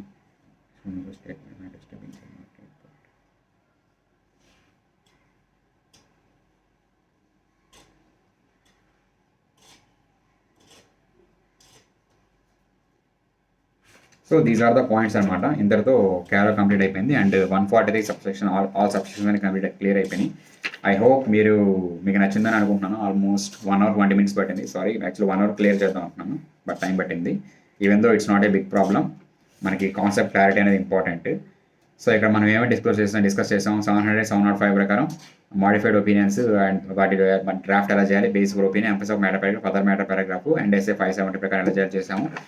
దాని తర్వాత 143 subsection 1 duty to enquiry 6 matters disclose చేసాము. దాని తర్వాత సైడ్ మీకు చెప్పాను ఏ పాయింట్స్ కన్సిడర్ చేయాలని చెప్పి. నెక్స్ట్ 143 సబ్సెక్షన్ 3 15 మ్యాటర్స్ కన్సిడర్ చేసాము అండ్ సైడ్ ఎలా రాయాలని చెప్పి. ఇక్కడ డ్యూటీ టు రిపోర్ట్, అక్కడ డ్యూటీ టు ఎంక్వైరీలో జస్ట్ ఎంక్వైరీ మాత్రం చేస్తాడు, ఏదైనా అడ్వర్స్ ఇంపాక్ట్ అంటే మాత్రం రిపోర్ట్ చేస్తాడు. డ్యూటీ టు రిపోర్ట్ ఏంటంటే అన్ని మ్యాటర్స్ అని కన్సిడర్ చేయాలి. Next 143 subsection 1 frauds related disclose చేసాము. దాంతో 143 సబ్సెక్షన్ 11 క్యారో గురించి డిస్కస్ చేసాం, అప్లిబిలిటీ డిస్కస్ చేసాం, అందులో ప్రైవేట్ కంపెనీ ఇంపార్టెంట్ అని చెప్పాను. అండ్ దాని తర్వాత ఏంటంటే క్లాస్ 22, 21 క్లాస్ కన్సిడర్ చేసాము. దాంతోపాటు అనుకో షార్ట్ కట్ క్రియేట్ చేసాము. సో షార్ట్ కట్ మీకు నచ్చితే ఏదైనా సొంతంగా క్రియేట్ చేసుకోండి, లేదు ఇది బాగానే ఉందనుకుంటే ఇది క్రియేట్ చేసుకోండి, ఎందుకంటే ఈజీగా ఉంటుంది స్టోరీ లాగా. దానిపై క్లాస్ నెంబర్ అని ఈజీగా గుర్తుపెట్టుకోవచ్చు. ఓకేనా, సో దీంతో ఇది అయిపోయింది. దీని తర్వాత ఏంటంటే నెక్స్ట్ ప్రొఫెషనల్ ఎథిక్స్ ట్రై చేస్తాను. ప్రొఫెషనల్ ఎథిక్స్లో ఏమేమి ఉంటుందంటే ఫస్ట్ నార్మల్ క్లాసెస్ నార్మల్గా ఉంటుంది కదా, బిఫోర్ ప్రాసెస్ డేటా ఉంటుంది కదా, మెంబర్, దాని తర్వాత అవి డీటెయిల్స్ ఉంటాయి కదా, అవి చెప్తాను. దాని తర్వాత షెడ్యూల్ 1, షెడ్యూల్ 2 మాత్రం చెప్తాను. గైడ్లైన్స్ చెప్పను, గైడ్లైన్స్ అనేవి ఈజీగానే ఉంటాయి. ఇవి కానీ చదువుకుంటే ఆటోమేటిక్ గైడ్లైన్స్ అనేవి చాలా ఈజీగా ఉంటాయి, అవి ప్రిపేర్ అయితే సరిపోతుంది. దానికి సంబంధించిన నోట్స్ నా దగ్గర ఉంది, నేను అది టెలిగ్రామ్ గ్రూప్లో షేర్ చేస్తాను. టెలిగ్రామ్ లింక్ అనేది పిన్నెడ్ కామెంట్స్లో మెన్షన్ చేస్తాను, జాయిన్ అవ్వండి. మీకు అక్కడ నోట్స్ అని ఇప్పుడు దాకా చెప్పిన నోట్స్ అన్ని కూడా నేను అక్కడ అప్లోడ్ ఆల్రెడీ చేశాను. ఈ ప్రొఫెషనల్ ఎథిక్స్ నోట్స్ అనేది కూడా నేను అక్కడ అప్లోడ్ చేస్తాను. ఓకేనా, థ్యాంక్ యూ, వెల్కమ్.